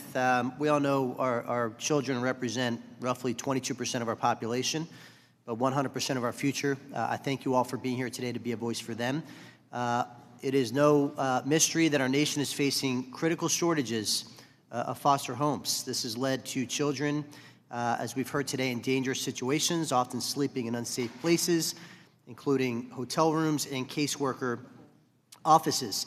And if we have discussed at this hearing, any youth treatment facility and congregate care program receiving federal child welfare funds must be meeting the standards of a qualified residential treatment program. In addition to concerns of shortages of care options, we must grapple with finding safe and secure placements for children with severe trauma and behavioral issues. No child should fear sleeping in a hotel room or in an office space. We have a role to play in ensuring that our kids are not missing crucial components of their development. I want to start with Ms. Peterson. In your testimony, you mentioned that programs like Title IV-B provide crucial support to both children and their families. You've experienced this both as a foster child yourself in the foster care system and now caring for children in the foster care system. How can programs like Title IV-B be improved to provide the services to help families avoid the foster care system? What we've witnessed, especially we are from a rural area, is that not every caseworker in county believes and understands that children remaining with their biological family, if safe and if possible, is the best option. It can be really easy to villainize biological parents. And so even when it's possible, they will remove the child. My mom, as an adult, despite what she did to me, I believe deserved compassion because, as I believe you said this, but oftentimes it's the parents that have experienced abuse or that are being abused. And so if we can treat them with the same care that we would treat the child and give them the same resources that we would a child in terms of therapy and help and care, children could often remain with their biological families. And Ms. Hilton, I want to talk about community-based organizations. Oftentimes, unfortunately, the federal government, the state government miss these signs and signals that they should be catching. And oftentimes at the community level, groups are able to address specific issues that otherwise are missed by our government agencies. As a leading advocate in this space, as you have been, and thank you for talking to our Problem Solvers Caucus last year, by the way, on your bill, how can community organizations and stakeholders be emboldened to be larger voices in addressing problems in the child welfare system and work with the federal government to implement change? I just want to first thank you for being a sponsor of the Stop Institutional Child Abuse Act. I really appreciate you. And the community organizations that are on the ground working with impacted individuals, they are so important, and we should work with them to ensure that we get the policies right. Thank you, Ms. Hilton. Lastly, Mr. Geen, we are currently facing a shortage of foster homes and youth treatment facilities not meeting appropriate federal standards. Can you speak to the issue of the shortage itself and the impact on our foster youth and children, specifically those kids with behavioral issues? So clearly, children sleeping in hospitals, hotels, or emergency rooms for weeks on end is not right. It's not right. And yet, let me be very clear, the answer is not more residential beds. We need to meet the needs of children in family-based settings. That may include therapeutic foster homes. It may include additional training for foster parents in meeting the mental health needs of children. But it cannot mean placing a child who doesn't need that level of restriction in that type of facility. Thank you, Mr. Geen. Thank you, all of you, for being a voice for the voiceless. I do appreciate it. And Could I just add one thing? I just wanted to add that I've worked with many families where the parents had to make the choice because they could not afford the appropriate level of care for their child to reach out and access the child welfare system to say, we can no longer care for our child, we can't afford the treatment that they need. And so there have been some states which have taken the action of making it that you do not have to place a child in foster care for a family to use the resources of foster care. And that then allows for more children to stay while they're accessing those resources in their biological home. Thank you for adding that, Ms. Mansfield. We appreciate it. Mr. Chairman, I yield back. The chair now recognizes the gentle lady from California, Representative Sanchez, for 5 minutes. Thank you, and I want to first and foremost thank all of our panelists for your testimony today. And Ms. Hilton, when I met you last year, I was impressed by your courage in speaking out in the face of the horrific circumstances that you experienced, and the fact that you're using your platform to be a voice for some of those who are the most vulnerable in our society. As the mom to a teenager, I'm horrified to hear of the abuse that many children go through in the name of, quote unquote, protecting them. So I do appreciate you taking the time today in emphasizing in particular the importance of reauthorizing the Title IV-B program, which I have to say has not seen an increase in funding since 2006. So reauthorizing Title IV-B is a bipartisan effort. You've heard there's plenty of support on this dais for that. But even modest improvements to this program can make a huge difference for at-risk youth. And surely we can all agree here that we need to do better by the children who are put in our care. But doing better by these kids isn't free. We need to increase the funding towards safe and quality programs that ensure children's safety. And we need to be funding programs that stop children from entering foster care in the first place. So things like investing in community-based prevention and protection services, and ways in which we can help keep kids with their parents or their extended family members, or even just within their own communities, I think is really critical. I just want to know, Ms. Hilton, I'll start with you. Would you agree that providing increased funding for programs that help keep kids out of foster care and ensure that they can remain with their families would be a better benefit to these kids?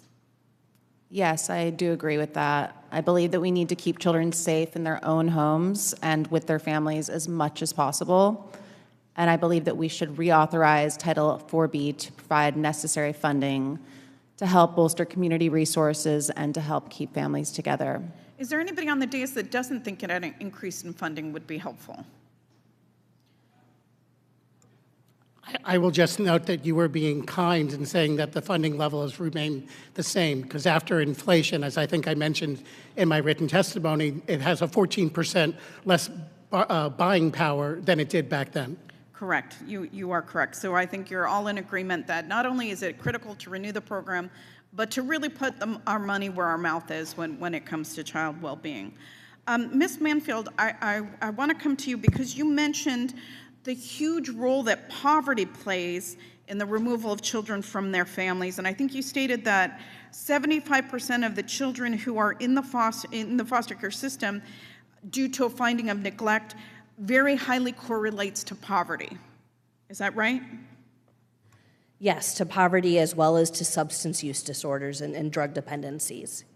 So, would increasing funding to things like SNAP, the Supplemental Nutrition Assistance Program, or WIC, the Women and Infants and Children Nutritional Assistance Programs, or even programs like Head Start, would those go, do anything in terms of reducing the numbers of kids from poor backgrounds that end up in the system?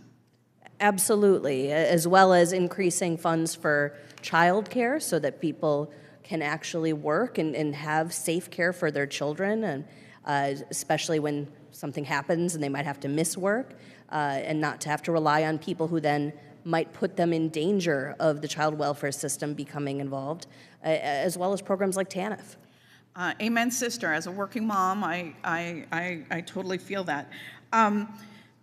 It's just interesting to me that we can all agree that keeping kids out of the foster system is the better result, and yet we're not willing to make the investments in the programs that are going to keep those kids out of the foster care system. And before my time has expired, I would be remiss in failing to mention the huge disparities that face children in the foster care system, because we see Black and Latino children heavily overrepresented in the foster care system. And in fact, over the past 5 years, the rate of Latino children in foster care in this country has risen by more than 5%. We need to look at the fact that these issues don't happen in a vacuum. The racial disparities in our justice system, our foster care system, and our economy, they're all interconnected, and they sort of create this perfect storm, which causes parents who can't economically support their kids to have to surrender them into the system.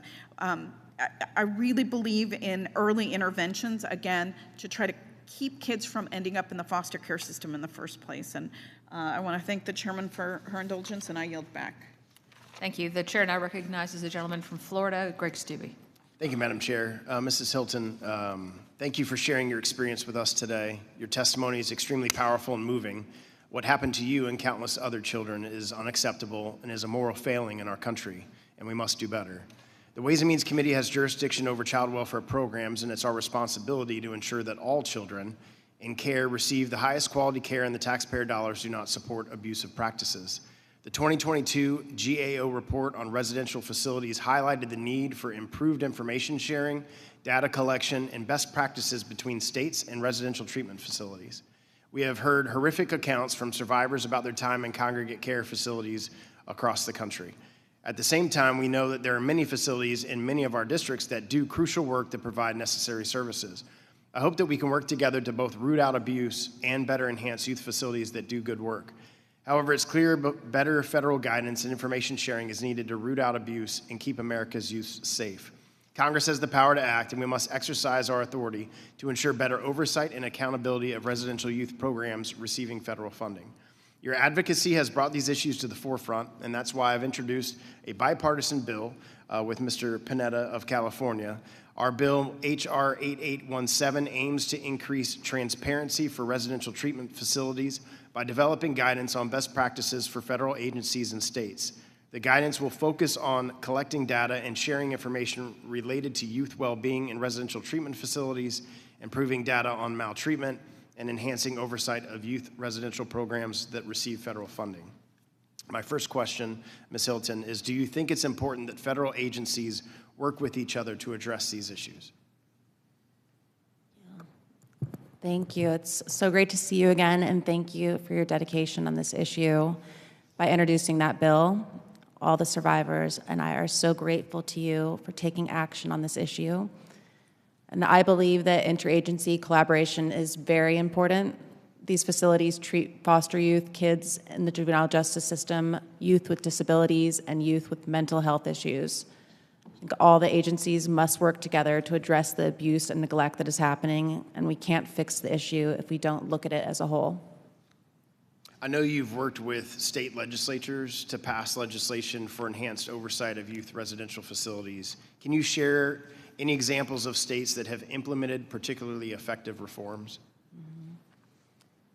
I know with Utah that we've made a lot of progress with children being able to speak to their families without someone sitting right next to them, also with medical restraints. That's another issue that we have been resolved almost. And yeah, I think it's just important that we continue using our voices so that we can pass this bill. Ms. Peterson, would you like to add to that? Other states where you've seen reforms that have made effective changes? I'm not familiar with any necessary policies, but I do believe that it is crucial that children are able to talk to parents, able to talk to caseworkers about the situation in their homes, what their foster parents are doing, what's happening in the residential facility that they're living in, confidentiality and alone, so that they can tell them if anything is happening that's dangerous. In the time I have remaining, Mr. Geen, is there anything you'd like to add? So when you talk about accountability, I'd like to point out the data that we tend to lack on the children who experience group settings. One is, who are these children? What are the conditions that led them to these facilities in the first place. We have this assumption that these children have severe mental health needs, and yet research shows that a large percent of them have no diagnosis whatsoever. We tend to think of kids going into group settings after bouncing around from foster home to foster home. Most children who spend time in a group setting do so their first night in foster care.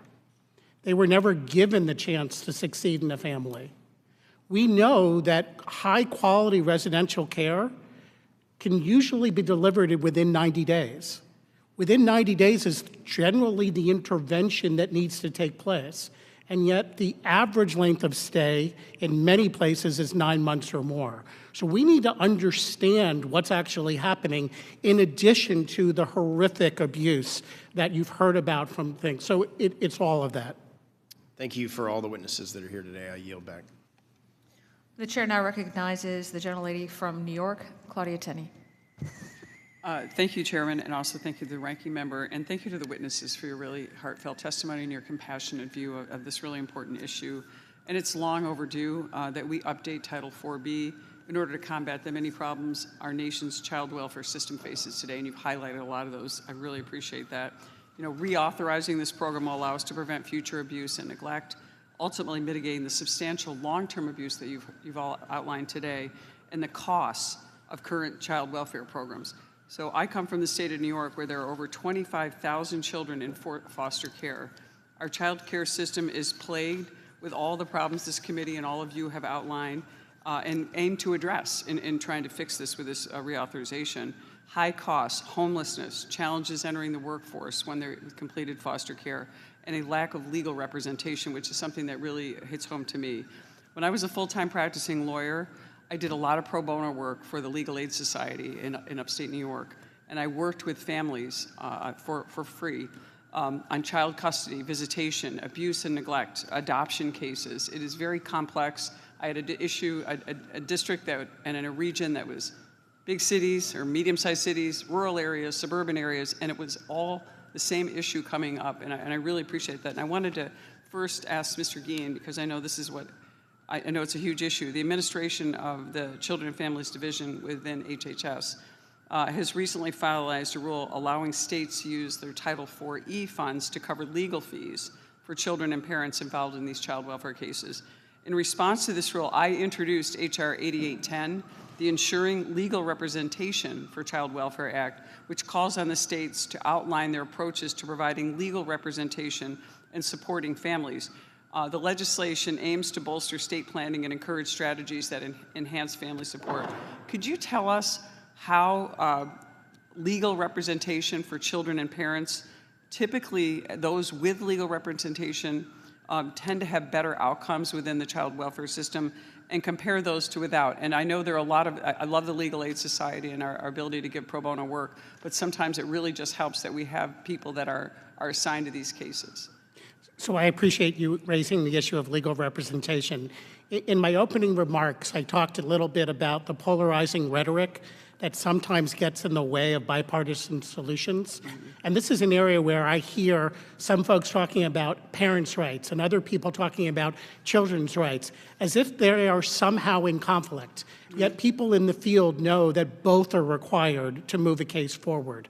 And the earlier in the process that families are engaged with legal representation, the more likely it is that they're going to have successful outcomes and that the cases will move forward expeditiously. Well, great. Thank you so much for that. And I wanted to say thank you to Mrs. Hilton for being so such a leader on this issue. And it was really a unique opportunity for me to see you and how well you've done. And albeit it was a Zoom call, but with your adorable son, you're just a loving mother. I have to say that this experience for you must have impacted you so greatly as you've described. But I want to say, you talked a little bit with my colleague about how the bill provides transparency, and you mentioned that Utah is providing some reforms. But what specifically do you think we could do to add mental health and counseling support, and how can we incorporate that in the bill? Along with trying to meet the goals that are already in this reauthorization? Well, Thank you. I enjoyed our Zoom call, and I love your jacket. The sparkles are amazing. I had a little bling here for today. Yes. I wanted to find out who made it later. But I think the most important thing is they need access to therapy, counseling, mentorship, and other community-based programs. And I think it's also important to not label these kids as troubled or bad. I think it makes these children feel like they aren't believed, and that's something that's important for them to not feel that way.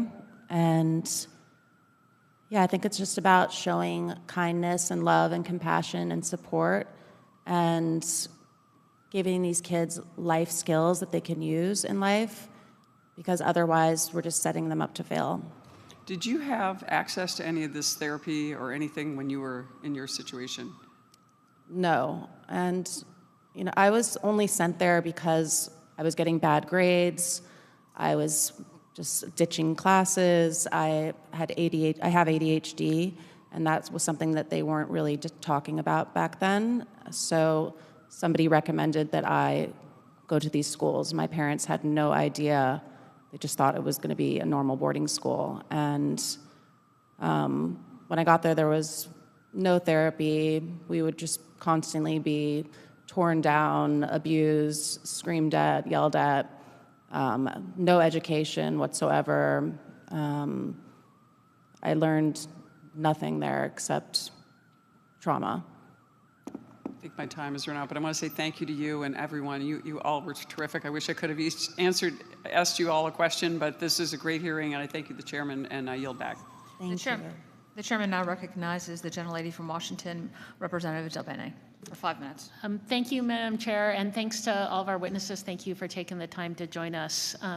In 2021, Democrats expanded the child tax credit through the American Rescue Plan, and not only did this historic piece of legislation slash the U.S. poverty rate nearly in half in just 6 months, but it also enabled parents to pay for essentials like housing, groceries, daycare, and as a result, parents no longer had to fear losing their kids to the foster system due to economic adversity. Ms. Hilton, during your time advocating for children and families, I assume you've met former foster youth who have expressed that they would have been helped by economic support, or that would have helped them avoid being in foster care. Is that true? And if so, do you have any stories to share?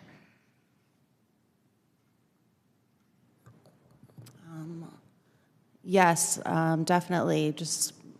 I've talked to so many survivors, and that's what they needed. They needed to have that support, and they didn't. And it's just so heartbreaking to know that these kids didn't belong in these type of places just because they lost, maybe their parents did something that they weren't able to take care of them, or one of their family members died, and it was really heartbreaking just to always hear these stories of them not getting any support whatsoever, and then being these innocent kids who were then sent to these places and just being exposed to so many things that no child should ever have to witness. And if they would have just had that support, maybe things could have been different for them. Thank you. Mr. Geen, from your experience with the Dave Thomas Foundation for Adoption, and I know Congresswoman Sanchez brought this up too, how important is securing financial stability for the well-being of families who are at risk of entering the foster care system? So there's a growing body, and I would call it probably a robust body now, of research that clearly shows that additional financial assistance reduces the risk of child maltreatment. And that's on the front end of the spectrum. Once children are involved in the child welfare system, financial resources are needed to keep kids out of the system and also to make sure that they're cared for while they're in the system. And what role do you think financial support measures like the child tax credit play in preventing kids from entering foster care? And what are the consequences when these kinds of benefits expire? So as I said, I think the research is now pretty clear that giving families additional financial assistance reduces maltreatment. If children aren't maltreated, they're much less likely to end up in the foster care system. So there is a direct link there. Yeah, we have lots of data on the expanded child tax credit and the benefit. And again, to kind of following up to something Congresswoman Sanchez was saying, if we invest now and prevent kids from being in these situations, not only do we have better outcomes for our kids, we save a lot of money along the way too. So we can make smart investments, help families, help kids have great outcomes, and be fiscally responsible at the same time. You know what? I'm from the state of Washington, and the Washington State Department of Children, Youth, and Families relies on 4B funding to provide critical community services, including family preservation, family reunification, family support, and adoption promotion support. Unfortunately, the allocated 4B grant amounts are often exceeded by the need. Mr. Geen, again, knowing that the intent of 4B is to support more upfront and family-focused efforts, how can Congress ensure that states are receiving the necessary 4B grants and the amounts that they require to be successful? So I think that we have to understand how Title 4B interacts with other funding streams. 4B is a very small amount of overall investment from the federal government. I think part of the question is how can 4B be a pipeline for the development of programs that then can be funded through the prevention side of Title 4E. So we need to think about these programs together. Thank you. As Congress looks to reauthorize 4B, what barriers must Congress remove to help states and tribes take advantage of the preventative funding made available by the Family First Prevention Services Act? Yeah, so as I mentioned, there is tremendous support for the concept, the vision of Family First. People want to believe in prevention, and they're running into real challenges.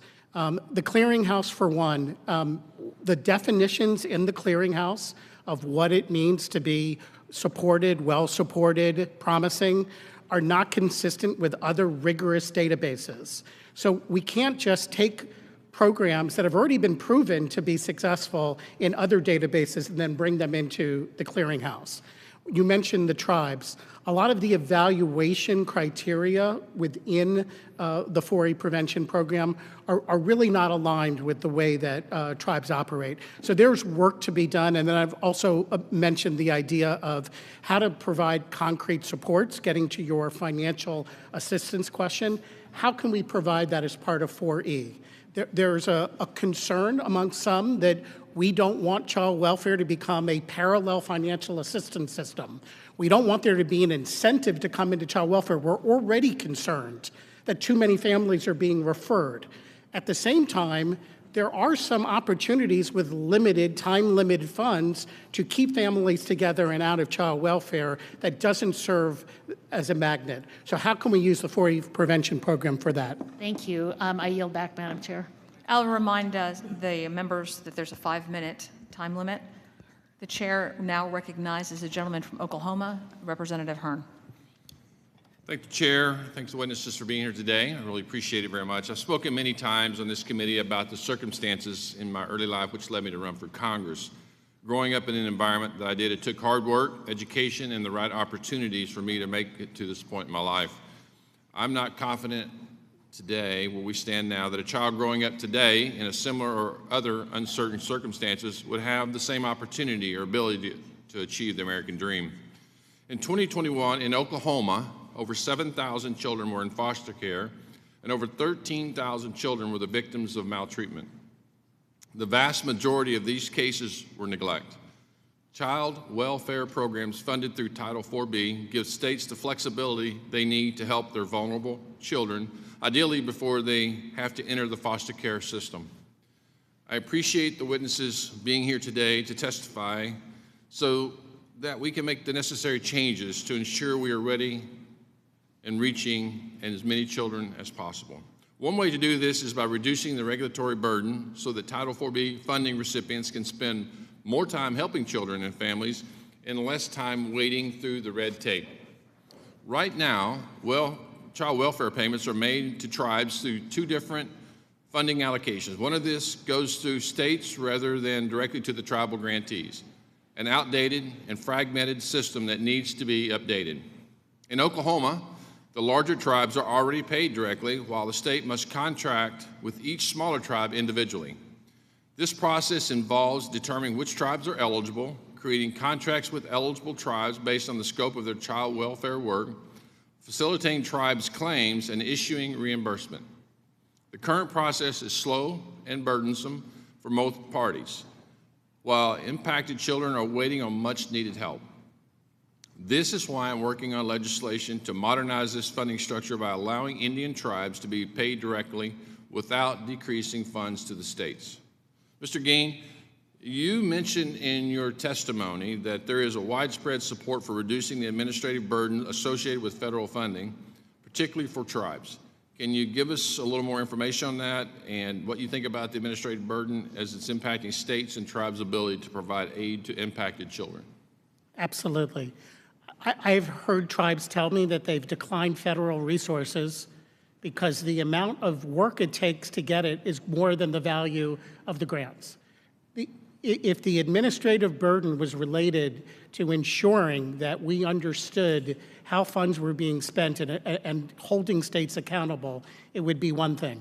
But as I've mentioned before, to a large extent, many of the reporting requirements we have are nothing more than an exercise of checking a box. And so we do need to talk about accountability. We do need to make sure that children are doing well and that federal resources are being spent effectively. But the burden that we're placing on states is not achieving that, and it's coming at a cost of taking time away from doing the work that we have to do with children and families.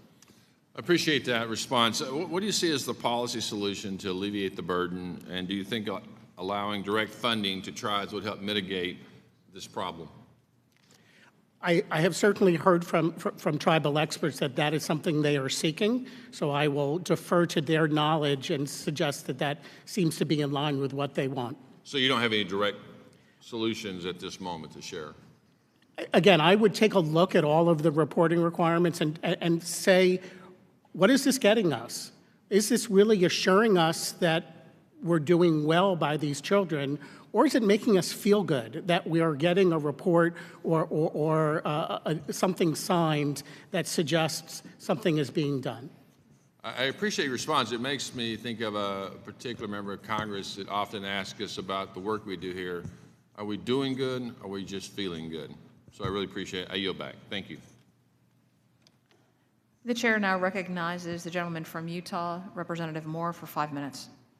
Thank you. Thank you to Chairman Smith and Ranking Member Neal for holding this important hearing today. Being able to come together to discuss Title IV-B funding is not always the most headline-capturing work that we do here, but it is crucial. This funding provides it's an essential component providing funding to state courts to enhance their connection with child welfare systems for effective case management and supporting timely hearings for children in foster care. Alongside Representatives Miller and Representatives Chu, I introduced the bipartisan Court Improvement Program Enhancement Act to promote modernization efforts, including the utilization of technology for remote hearings and best practices. Mr. Geen, I appreciate the work that you do in your connection to the Dave Thomas Foundation for Adoption.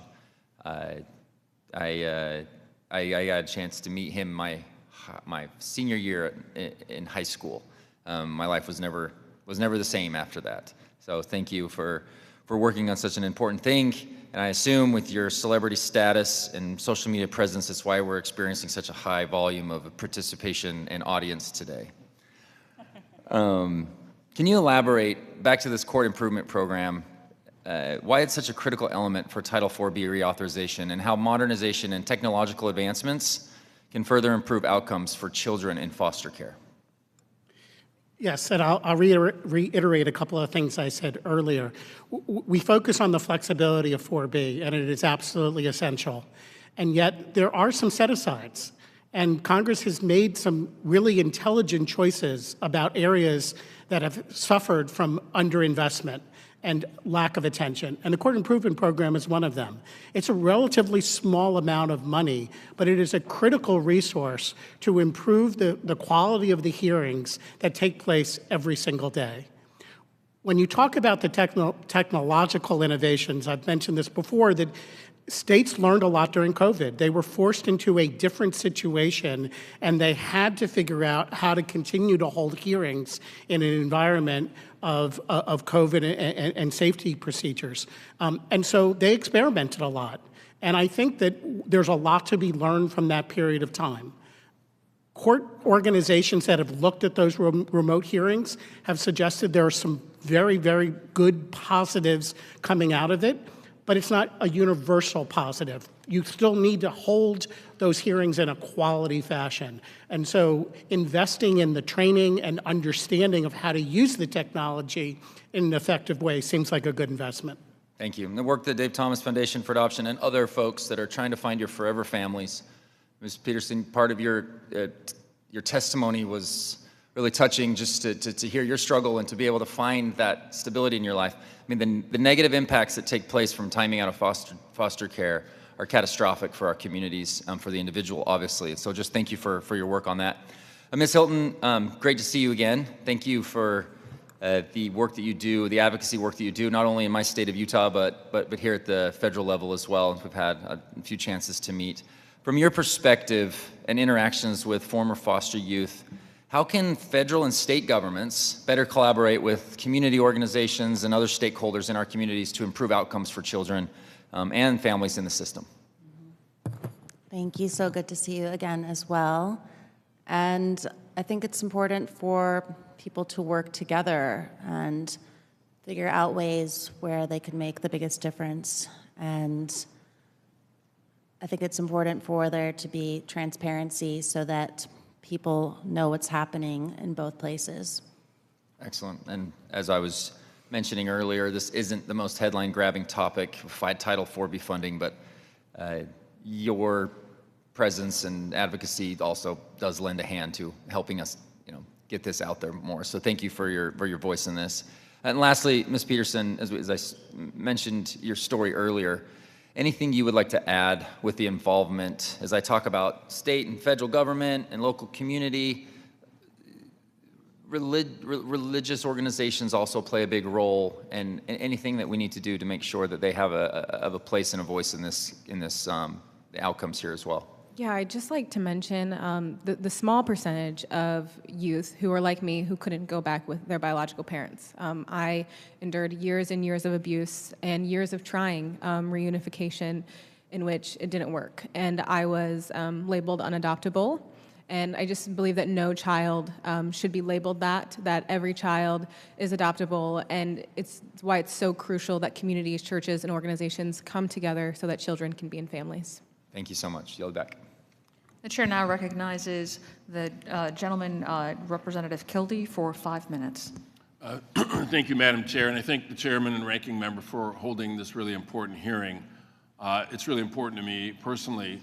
A long time ago, my first real job, was working in the child welfare system and working in an agency, the Donald M. Whaley Children's Center in my hometown of Flint, which for 98 years now has been doing an extraordinary job of dealing with the challenges for our most at-risk kids in our society. And I think one of the things that I take away from this hearing, despite the fact there was, I think, really important critique of some of the residential settings, and certainly the life experience of Ms. Hilton points to that. It's important that we recognize that the entirety of the system should be pointed at bringing kids back to a permanent, loving, stable home.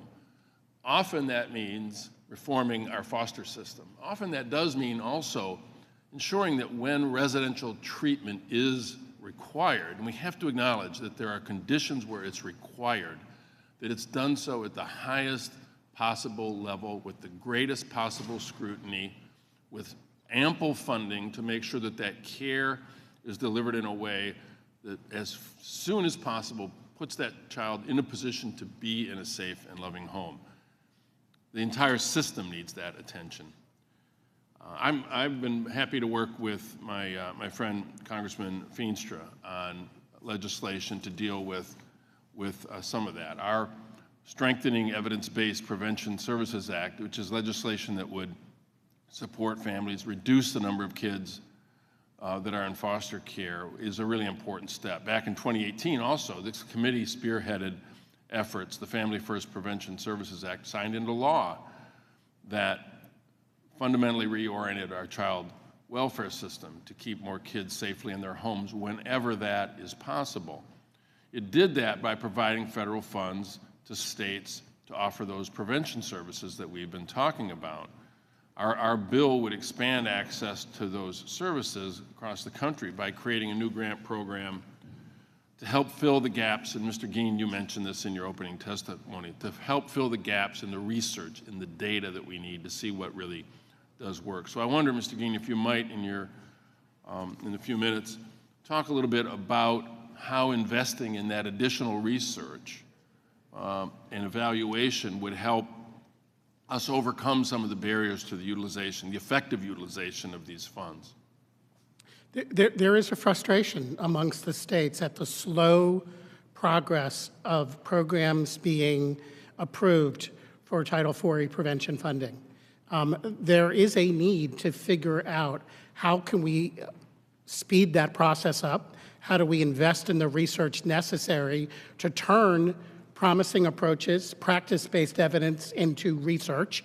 And there are opportunities to look at other databases of effective programs and figure out how can we make them available for child welfare. If I might, I do want to comment on your conversation about residential treatment, because I've said this, and I believe high-quality residential treatment is life-saving for the children who need it.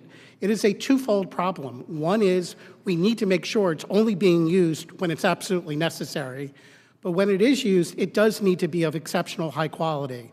There are people who will grimace related to the QRTP, or Qualified Residential Treatment Program standards. But I will tell you that I feel like they're below the minimum level of what I would consider if I had to place one of my children. So as we look at those standards, consider what those actually do. It is really a very, very low bar. I really appreciate you making that point. My work experience told me that, is that meeting the minimal standards is not good enough for our kids. We have to have organizations, agencies, that have as their aspiration, as their sole goal, to try to lift these kids out of the circumstance they may be in and get them into a permanent, loving family home, and not see it, again, as Ms. Hilton referenced in her testimony, not see it as a business to churn these kids as if they're a product in a material system. These are human beings. Their aspirations are the same as everyone else. Their potential is enormous. I meet kids, of course they're not kids anymore. Occasionally I will meet someone who I think is older than I am, and suddenly I realize it was a child that I may have worked with decades ago, and they recall the smallest acts of kindness that some of us just take for granted as something that we do every day out of hand. The smallest acts of kindness are remembered. Unfortunately, the other side of the coin is also true. They can be hurt by some of the most callous acts of people who don't see them in their basic humanity. So I appreciate this panel. I really appreciate the work you're doing. I'm sorry for going a few seconds over, and I yield back. Thank you. Ms. Still. Finally, it's my turn, and thank you very much, Chairman Smith, for hosting this hearing, and thank you very much for all witnesses staying how many hours here, so I really appreciate it. But this is a really important issue that I've worked with foster and other at-risk youth in California, and I've been seeing these kids. And thank you, Mrs. Peterson, that you were talking about that. You know, we really have to do the work before, age out of the system, because I saw a lot of kids when they hit 18, and a lot of kids joining gang members, or they become homeless people in California. So I saw that. And thank you, Mr. Geen, that You know, family setting is much better than group homes because when I was serving one of the commissioner on Children and Family Center that, you know, I saw 12-year-old was having second baby. So you know what, it was really shocking to me that, you know, how are we gonna really solve this problem? So thank you for all coming today. We really have to fix this system. And as Congressman Ferguson mentioned, that I recently introduced the Foster Youth Mental Health Support Act. And my bill would create more consistent access to crucial mental health services for children and teenagers in foster system. Many children who have experienced time in foster care system have complex trauma from their removals and changing placements, and sadly, many children do not get access to mental health resources. So, Mrs.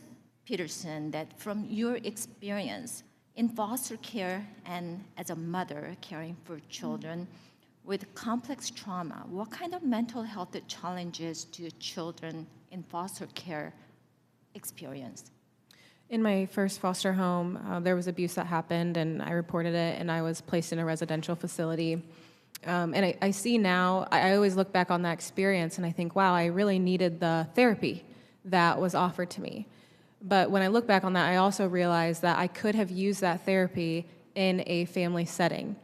It was when I was in a family setting that all of the things that were taught to me and that were spoken over me in therapy, that I was loved, that I was important, that I was chosen, like those things were spoken over me, but I didn't believe them until a family showed them to me. And so I think that's why it's so important. We have to have the mental health services, but we also have to have the family setting that proves to children who they truly are. Thank you. And Mr. Ginn, you highlighted in your testimony that bipartisan has long been a hallmark of federal child welfare legislation. Could you discuss how maintaining bipartisan support is critical for the success of child welfare initiatives and ensuring that children have safe, stable families and to improve our nation's child welfare system, especially if we want effective mental health services? I'm going to answer that. I just want to add on to what Tori said about mental health, which is when we talk about mental health, we often talk about, and I hate to use these words because I don't like it, but fixing children rather than giving them what they need and giving their caregivers what they need. So we need to help parents care for kids. So that is also a part of it. To your question about bipartisanship, first I'll say that this very committee has demonstrated that both historically with legislation through Family First and through the series of hearings that you've had over a year, the importance of bipartisanship. I was very much struck during the landscape assessment we did as part of the Bipartisan Policy Center project, how often there was commonality in a diagnosis of what was wrong with the system and the solutions. And yet it was the language that people were using that made discussions hard. I'll also note the wide variation that we have in states and communities. You're going to pass legislation which will then have to be implemented. It'll have to be implemented in a host of different environments. It is absolutely essential that you get all of those different perspectives as part of the legislative process to ensure that when it goes out into the field to be implemented, that it will meet the local needs. Thank you very much. Mr. Chairman, I yield back. Ms. Van Dyne.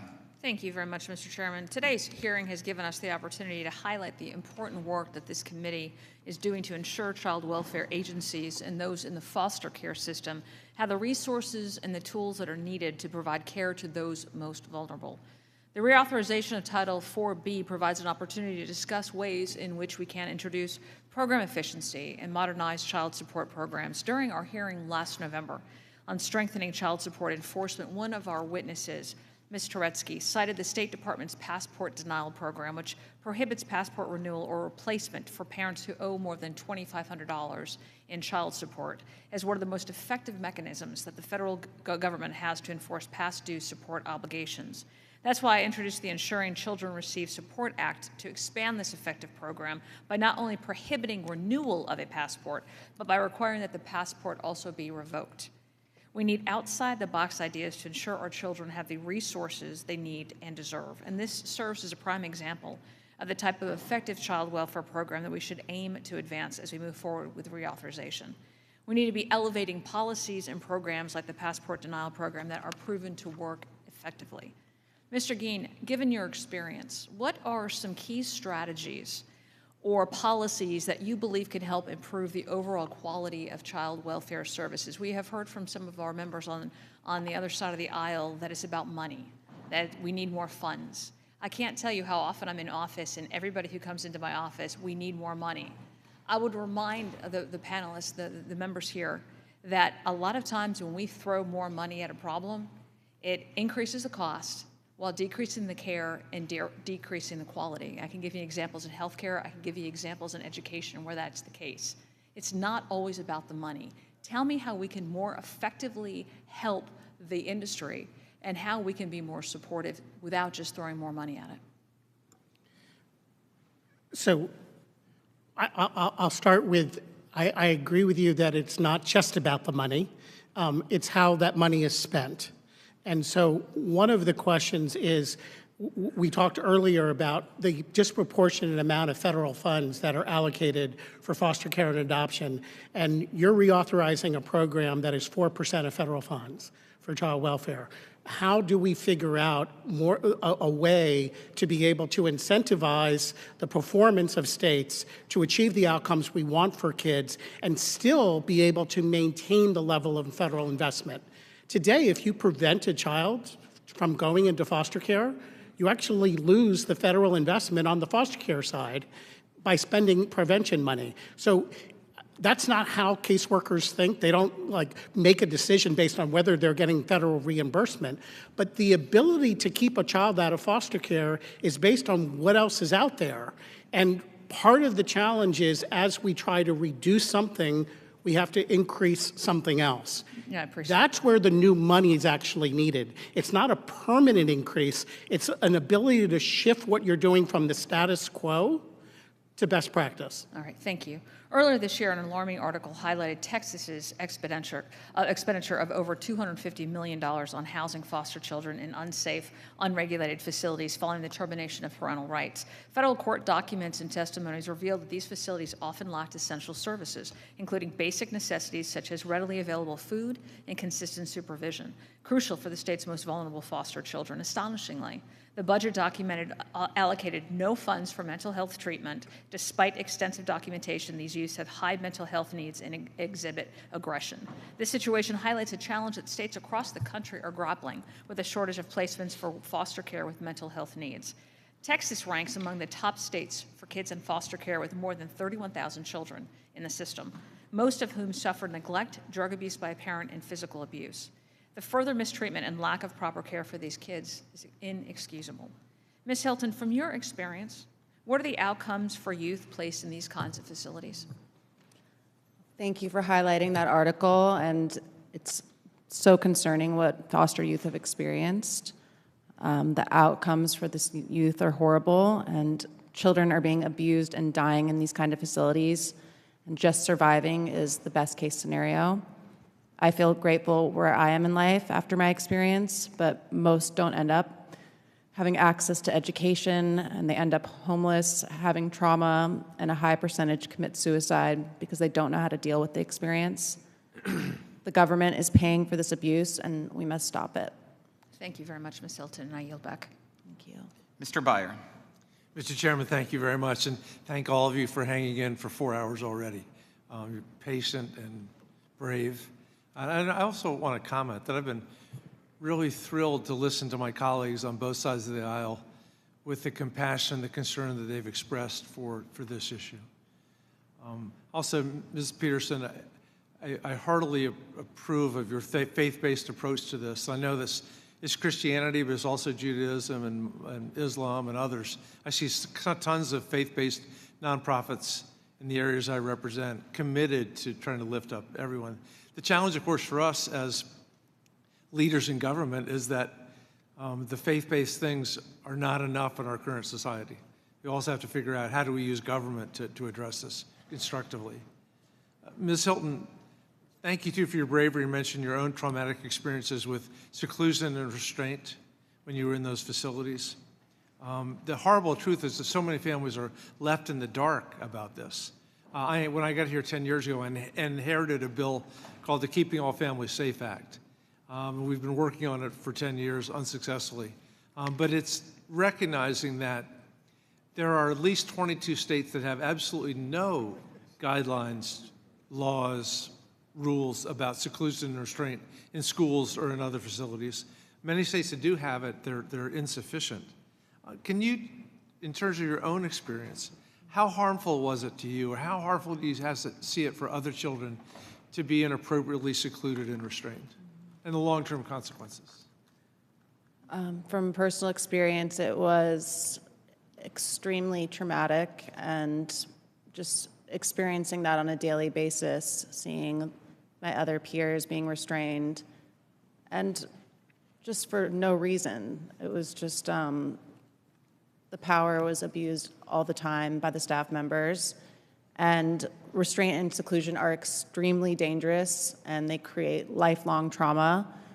Restraints and seclusion have also led to numerous child deaths in these facilities. Like Cornelius Fredericks, he was restrained until he couldn't breathe and died at 16 years old. A 12-year-old in North Carolina facility, just yesterday, his death was confirmed a homicide for staff locking him in a restraint and seclusion tent overnight until he couldn't breathe. Restraint and seclusion are not therapeutic.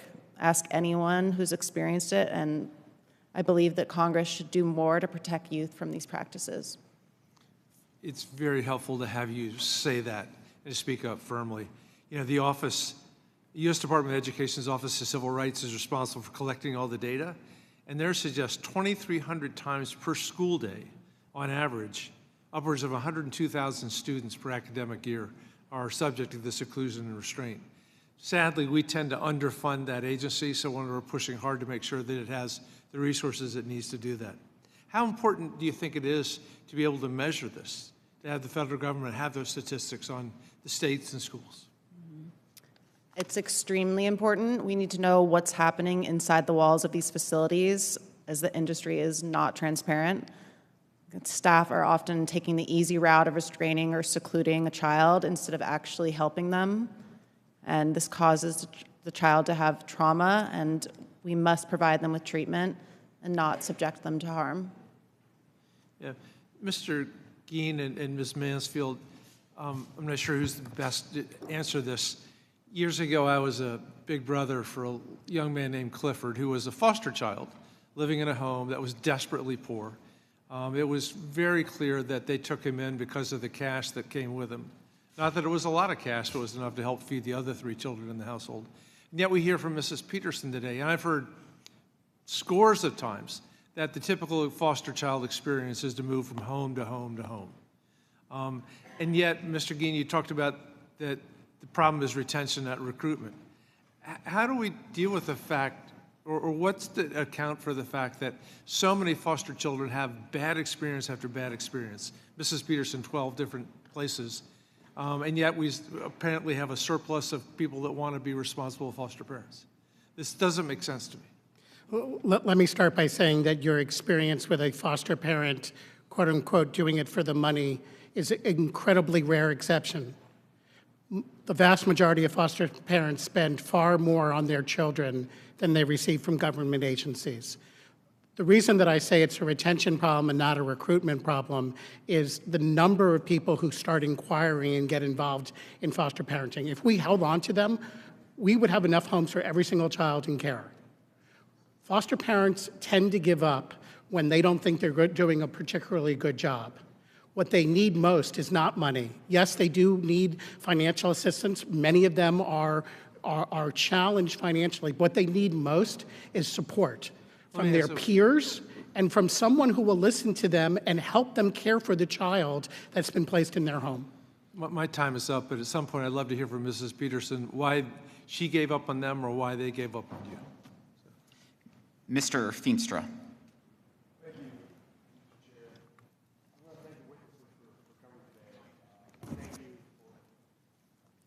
thank you, Ms. Hilton, for coming forward and telling your story, writing a book on your memoir. And Mrs. Peterson, thank you. That's a bold step.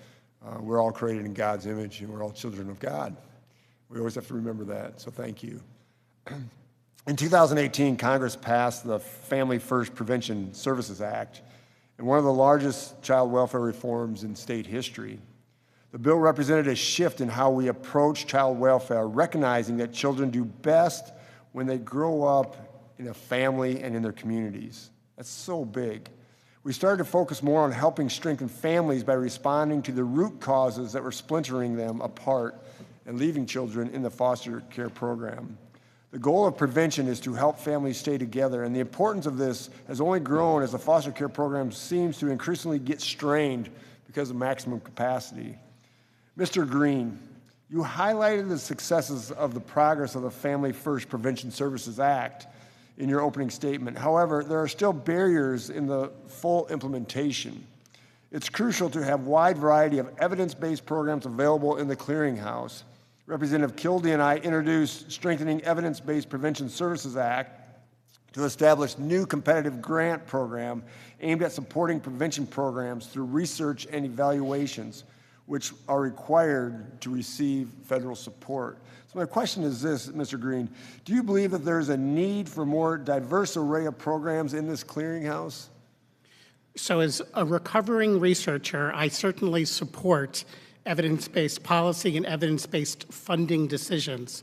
At the same time, there is absolutely no doubt in my mind that states need a broader array of programs to invest in. What we don't want to happen, and what I fear could happen, is a state looks at the clearinghouse and says, this is what is well supported, so this is what we're going to pay for and invest in, without an understanding of whether these programs actually meet the needs of children and families in their community. And so there is absolutely a need to expand the variety of the programs so that each state and community and tribe can look at their own circumstances and find out what works for them. And what barriers, so I agree, you and I agree on this, but so what are the barriers? Why aren't we doing this? So I think there are a number of things. One, it gets down to the way the legislation was written and the words that we use for promising practice, well supported and supported. There was a period of time when Congress had a temporary authorization to allow states to get reimbursement if 50% of their programs were either supported or well supported. Now we're back to what the traditional legislation says, which is it has to be 50% of well supported. This is why I worry about states just looking at those well-supported programs without the knowledge of what do they actually need in their community. Yep. So, exactly right. So we have 50 states. How do we manage this? Partnering then with the states and their programs. So I will say there is progress being made, which is good. We are seeing states investing more in prevention through 4E. There are growing numbers of programs being approved by the clearinghouse. I do think reauthorization of 4B plays an important role here. States can use 4B to test a program that's not yet approved on the clearinghouse.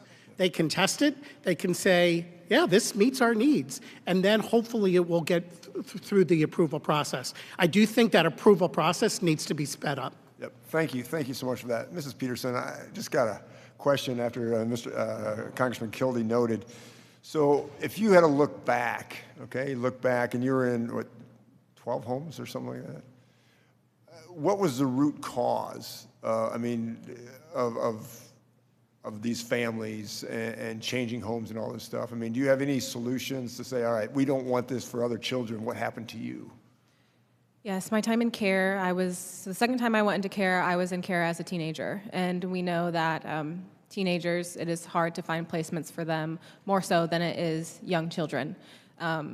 Teenagers in foster care are stigmatized and viewed very unfairly. I was a 4.0 student, I was a good athlete, and it was hard for me to find placement, and it was hard for me to retain placement because foster parents want to adopt little children. And so little children would come into the home, and then I would be moved to the next home. And there's a lot of rules in the foster care system revolving youth in foster care, and the Normalcy Act passed, which I mentioned earlier, after I had emancipated, but a lot of those rules I didn't follow, and I would be kicked out of homes. Those rules were rules that my peers did not follow because they weren't putting me in danger. They were just, I wanted to have a normal experience as a teenager, as any teenager would. And so I was either usually moved out because the family was establishing their family through adoption or because of rules that I didn't follow. Thank you. Thank you for that. We need solutions, and I yield back. Mr. Carey. I want to thank the chair, and as a point of personal privilege today, my mother and father were divorced when I was probably no more than 3 or 4 months old, but today is my mother's birthday. So I'm not sure how many people are watching C-SPAN, but I know that she is, so happy birthday, Mother. Listen, I just want to tell you, this is some of the bipartisan stuff that many of us got elected to Congress to actually do. Many of us don't like to shout at the rain all day. We want to find solutions. And I wish that many of you could join us for our lunch in between. You know, I was with my dear colleague on the Democratic side, Schweikert, and we had a great discussion about this issue, not for the cameras, but I just want you to know that there are people in Congress, whether they're Republican, whether they're Democrat, whether they're independent, that really want to keep this country moving forward. And this is a big issue that we do have bipartisan support. So to that end, Mr. Chairman, I also want to thank you for having this hearing. I want to thank the ranking member as well. But I also want to thank the witnesses for being here today to discuss this critical need to reauthorize the 4B of the Social Security Tax Act. Last week, alongside my dear friend, Representative Larson, I introduced the Promoting Community-Based Prevention Services Act. This legislation will allow states greater flexibility in their allocations of funds to family resource centers. When parents feel supported, families thrive, and that is why I'm proud to help guarantee these resources can be available in every community across the country for every family that might need them. Ms. Hilton, I do want to say you've got a tremendous team, and I see some of them behind you today. They work extremely hard. They are in our offices a lot, talking about the issues that are very important to you, and all credit to your team on that. Family First requires the Qualified Residential Treatment Programs, or the QRTPs, to have a licensed clinical staff available 24/7. Based on your advocacy and the experience, are these staffing requirements being met consistently and effectively? Well, thank you, my team, and I love working with you and your team, and happy birthday to your mom as well. Thank you. And I appreciate the committee's work on Family First. I'm not a policy expert, but based on my lived experience, the staff are untrained and unfit to work with children. Licensed staff is important, but the floor staff, the people who do the overnight shifts and the hard work, they need to be looked at as well. These facilities keep staffing costs as low as possible to increase the bottom line. In my case, many staff enjoyed abusing the children because they knew they could get away with it. They would take kids to rooms without cameras, beat them up, and physically and sexually abuse them.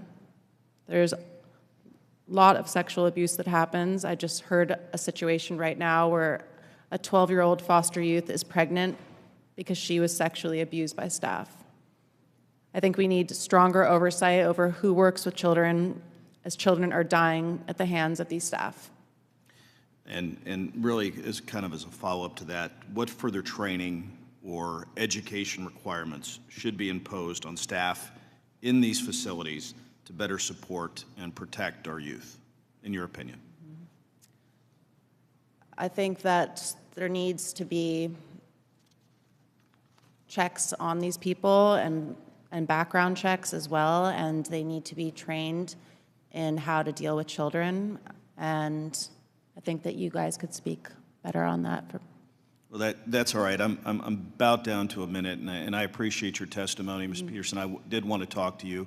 But Mr. Geen, I wanted to touch upon something because your opening testimony, all of you, mentioned the young people that are in foster care, that are through the adoption process today, and that help is on the way, and that we want them to be We want them to know that there's something on the other side.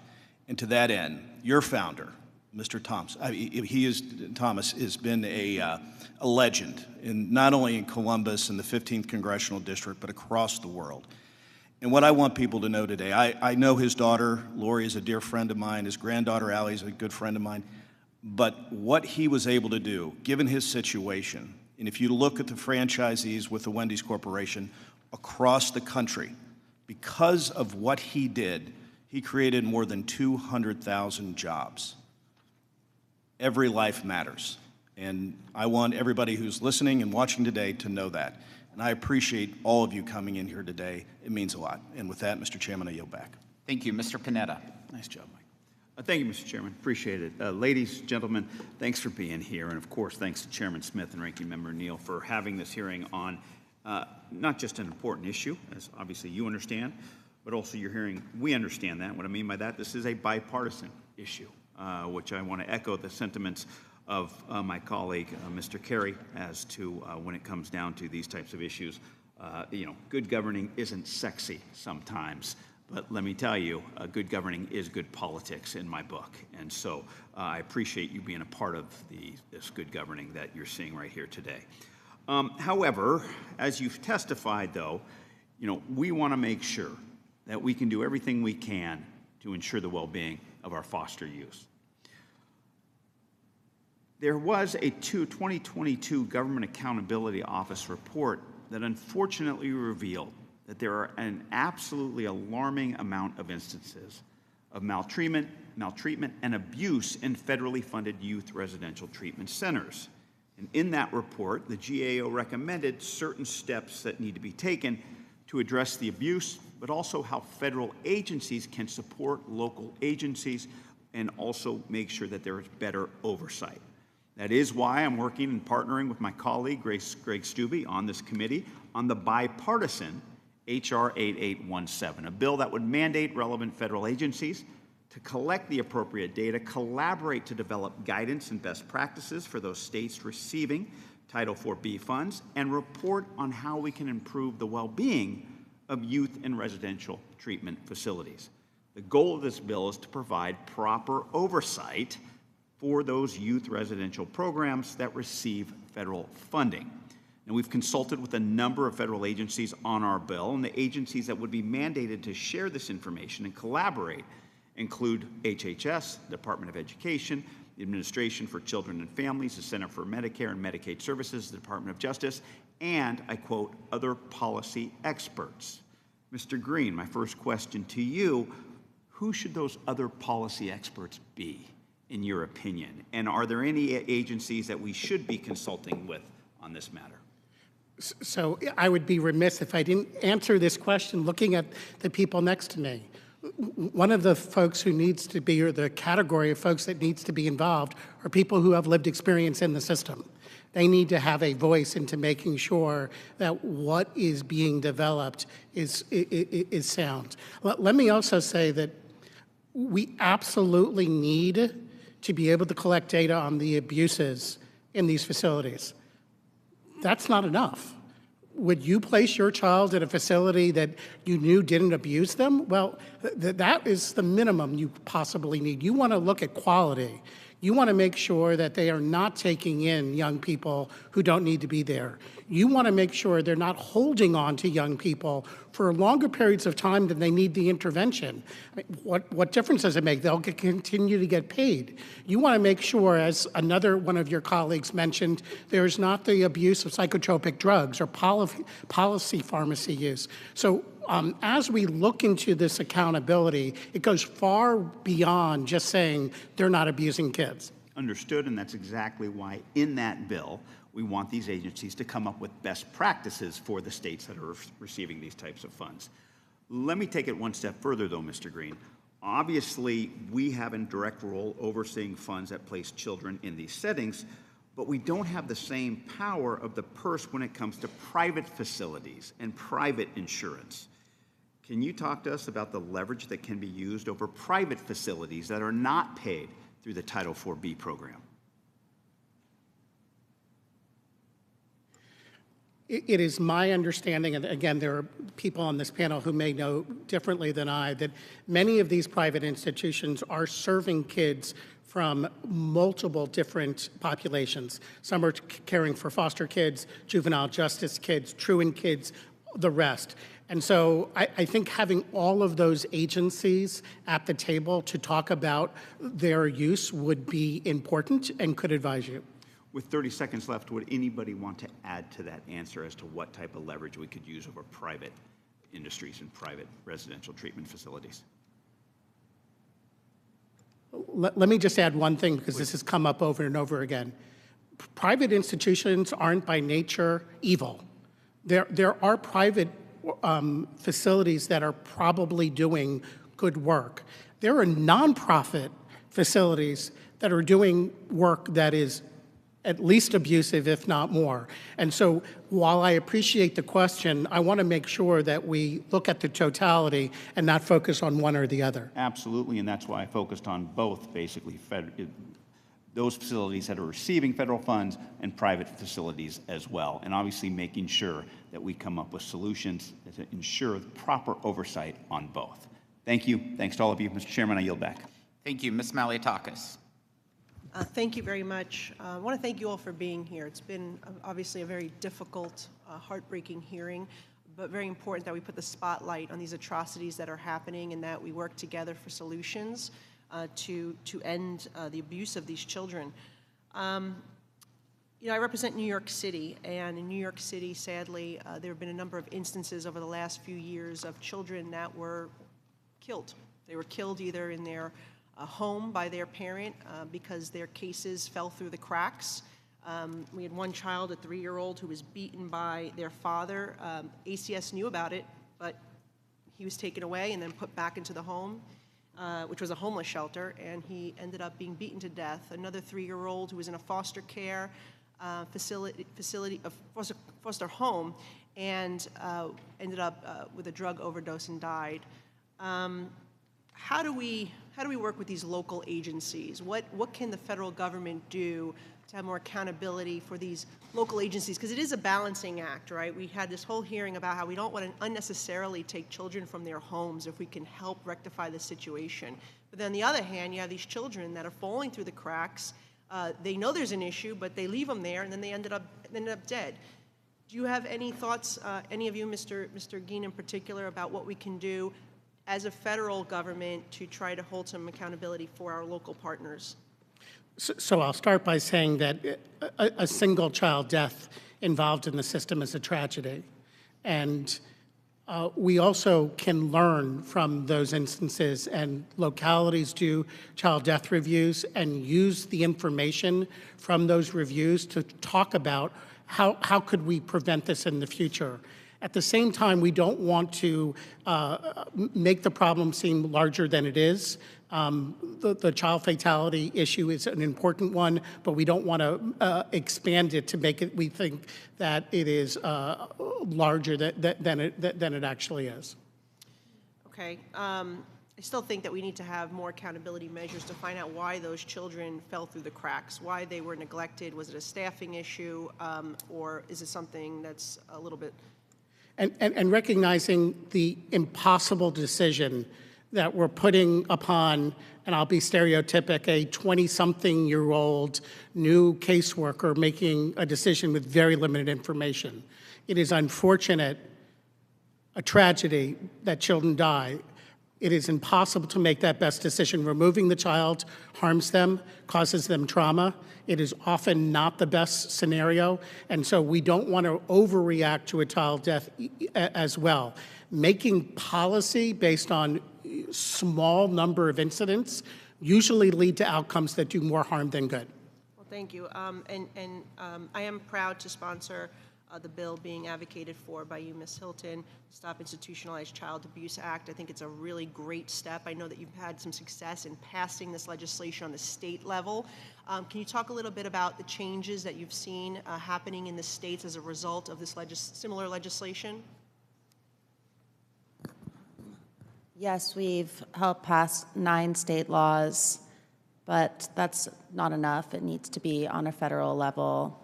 But the positive part about it is that people know that they're being watched, but abuse is still happening and children are still dying in the name of treatment. So that's why the Stop Institutional Child Abuse Act is so important, and thank you for supporting it. I really appreciate that. Today, NBC came out with an article that says the states fail to track abuse in foster care facilities housing thousands of children, and this was based on a U.S. Health and Human Resources Office of Inspector General report. We talked about transparency, the need to report these instances of abuse, and for states to share the information, because if you have one facility operating in one state and they're operating in other states, and those states are still contracting with that same company, that's an issue. What other transparency measures would you like to see that could help us with the accountability and oversight component? Well, I have another question if you want to. Let me get this question, then you can expand because I'm running out of time.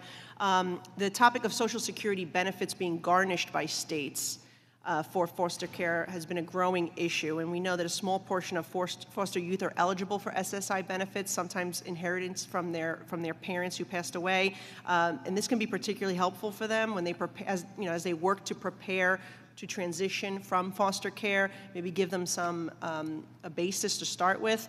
And I'm concerned about the lack of transparency of that issue and these SSI benefits being taken by the states. Could you comment on that, and if that's something we should look to reform? Sure, and I think transparency in that is essential.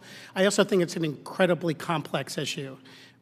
Children often come into care without SSI benefits, and they get SSI benefits because the state agency applies on their behalf. They then use that money to reimburse themselves for a portion of the cost. There is a concern, at least among some, that if states are told they're not going to be able to use any of that SSI money, they won't go through the trouble of applying for SSI for children. So we want to make sure that children who would be eligible are going to be found eligible. And if the Child Welfare Agency doesn't do it, they may wind up leaving care still without SSI benefits.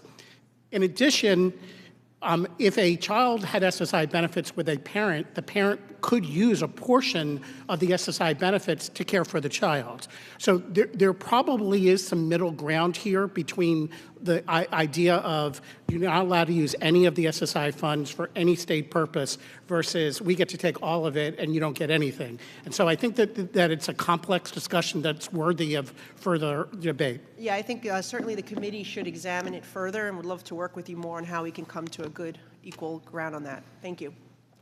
Last but certainly not least, Mr. Gomez. Thank you so much, Mr. Chairman. First, let me thank all of you for being here on this important topic. Ms. Hilton, I'm happy to have a fellow Angelino here. I'm proud to represent Los Angeles and Washington. And just thank you for sharing your story. When I was getting briefed by my staff about the hearing and about the issues, they told me about your story, and I was thinking about how much time you must have spent, and I was thinking months, not years. So just to hear the fact that you were in this facility for 2 years is just astonishing to me, especially like knowing, I know some people that were in the California Youth Authority for less time. So it's mind-boggling that somebody can be held. So, and at the same time, they told me about how your advocacy has been very thoughtful and has been moving the ball forward. So thank you so much. And I'm a new parent. I have a 22-month-old toddler. I have the scars to prove it, physical scars from him trying to bite me once in a while. But I know that we're trying to do more here. And that's why one of the things I did was I started the Dads Caucus, so that dads would actually do more at home to help raise children, but also for dads to do more here in the halls of Congress to fight for family-friendly policies that really help kids and families everywhere. And in your testimony, Ms. Hilton, you mentioned that families need resources and support so they don't need to come into the child welfare system in the first place. Could you elaborate on the need for more federal resources for children? I think it's really important because a lot of the things that are happening to these children is because they don't have the funds, and then they're going to be going into the system because of that. And sometimes their families can't afford to take care of them, and it's just heartbreaking that because of that reason that they would be taken away and then locked away in these facilities and being abused. So I just think it's important for that to be taken care of before, so that they will never have to go into the system and be put through this abuse. And I agree with you. A lot of what we want to try to prevent is to prevent these children from entering into the foster system in the first place, to have smart policies, a national paid family leave program, so people can take the time off to care for a kid. The child tax credit. We did pass a bipartisan bill here that did, that's not what we would have written as Democrats, but it was still a good bill. We moved it forward. Affordable child care, because too many families are struggling, and we have to think about how do we help parents make it a little bit easier on them to raise those kids. And as a new dad, I kind of realized we do a lot in how we influence how a child is raised. It's almost like what you put in is what you get back. And making it easier for them, parents, to do that is crucial. And we're going to keep fighting for those. Also, one issue on the foster care system is when it comes to LGBTQ youth. Because what I've read in certain reports is that LGBTQ youth represent about 30% of all children in the foster care system. 5% are considered identified as transgender. What can we do to support those children? Because those are often the ones that don't end up ever finding a home, living on the streets, and then often being put in terrible situations. Ms. Mansfield? I'm not sure that I have the answer to that, unfortunately, but I will speak from my own experience growing up with foster siblings, that my brother originally could not be placed because they identified that he should not be in a home environment because of his sexual orientation. And no child should be labeled like that or not be placed in a home environment because of that. It is a huge issue, and I wish I had the solutions to it. I do not. But I appreciate you bringing that up because it is something that comes up frequently, both for children in foster care, as well as those children who then become adults and often become the incarcerated mothers that I work with as well. Thank you. My time is up. I just want to thank the chairman. Although we don't always see eye to eye on solutions, we do believe that there is a problem that that has to be dealt with. So thank you, Mr. Chairman. Thank you. I want to thank each and every one of you for spending the time on this important hearing, hearing your powerful testimony. It definitely is making a difference. Please be advised that members have 2 weeks to submit written questions to be answered later in writing. Those questions and your answers will be made part of the formal hearing record today. With that, the committee stands adjourned.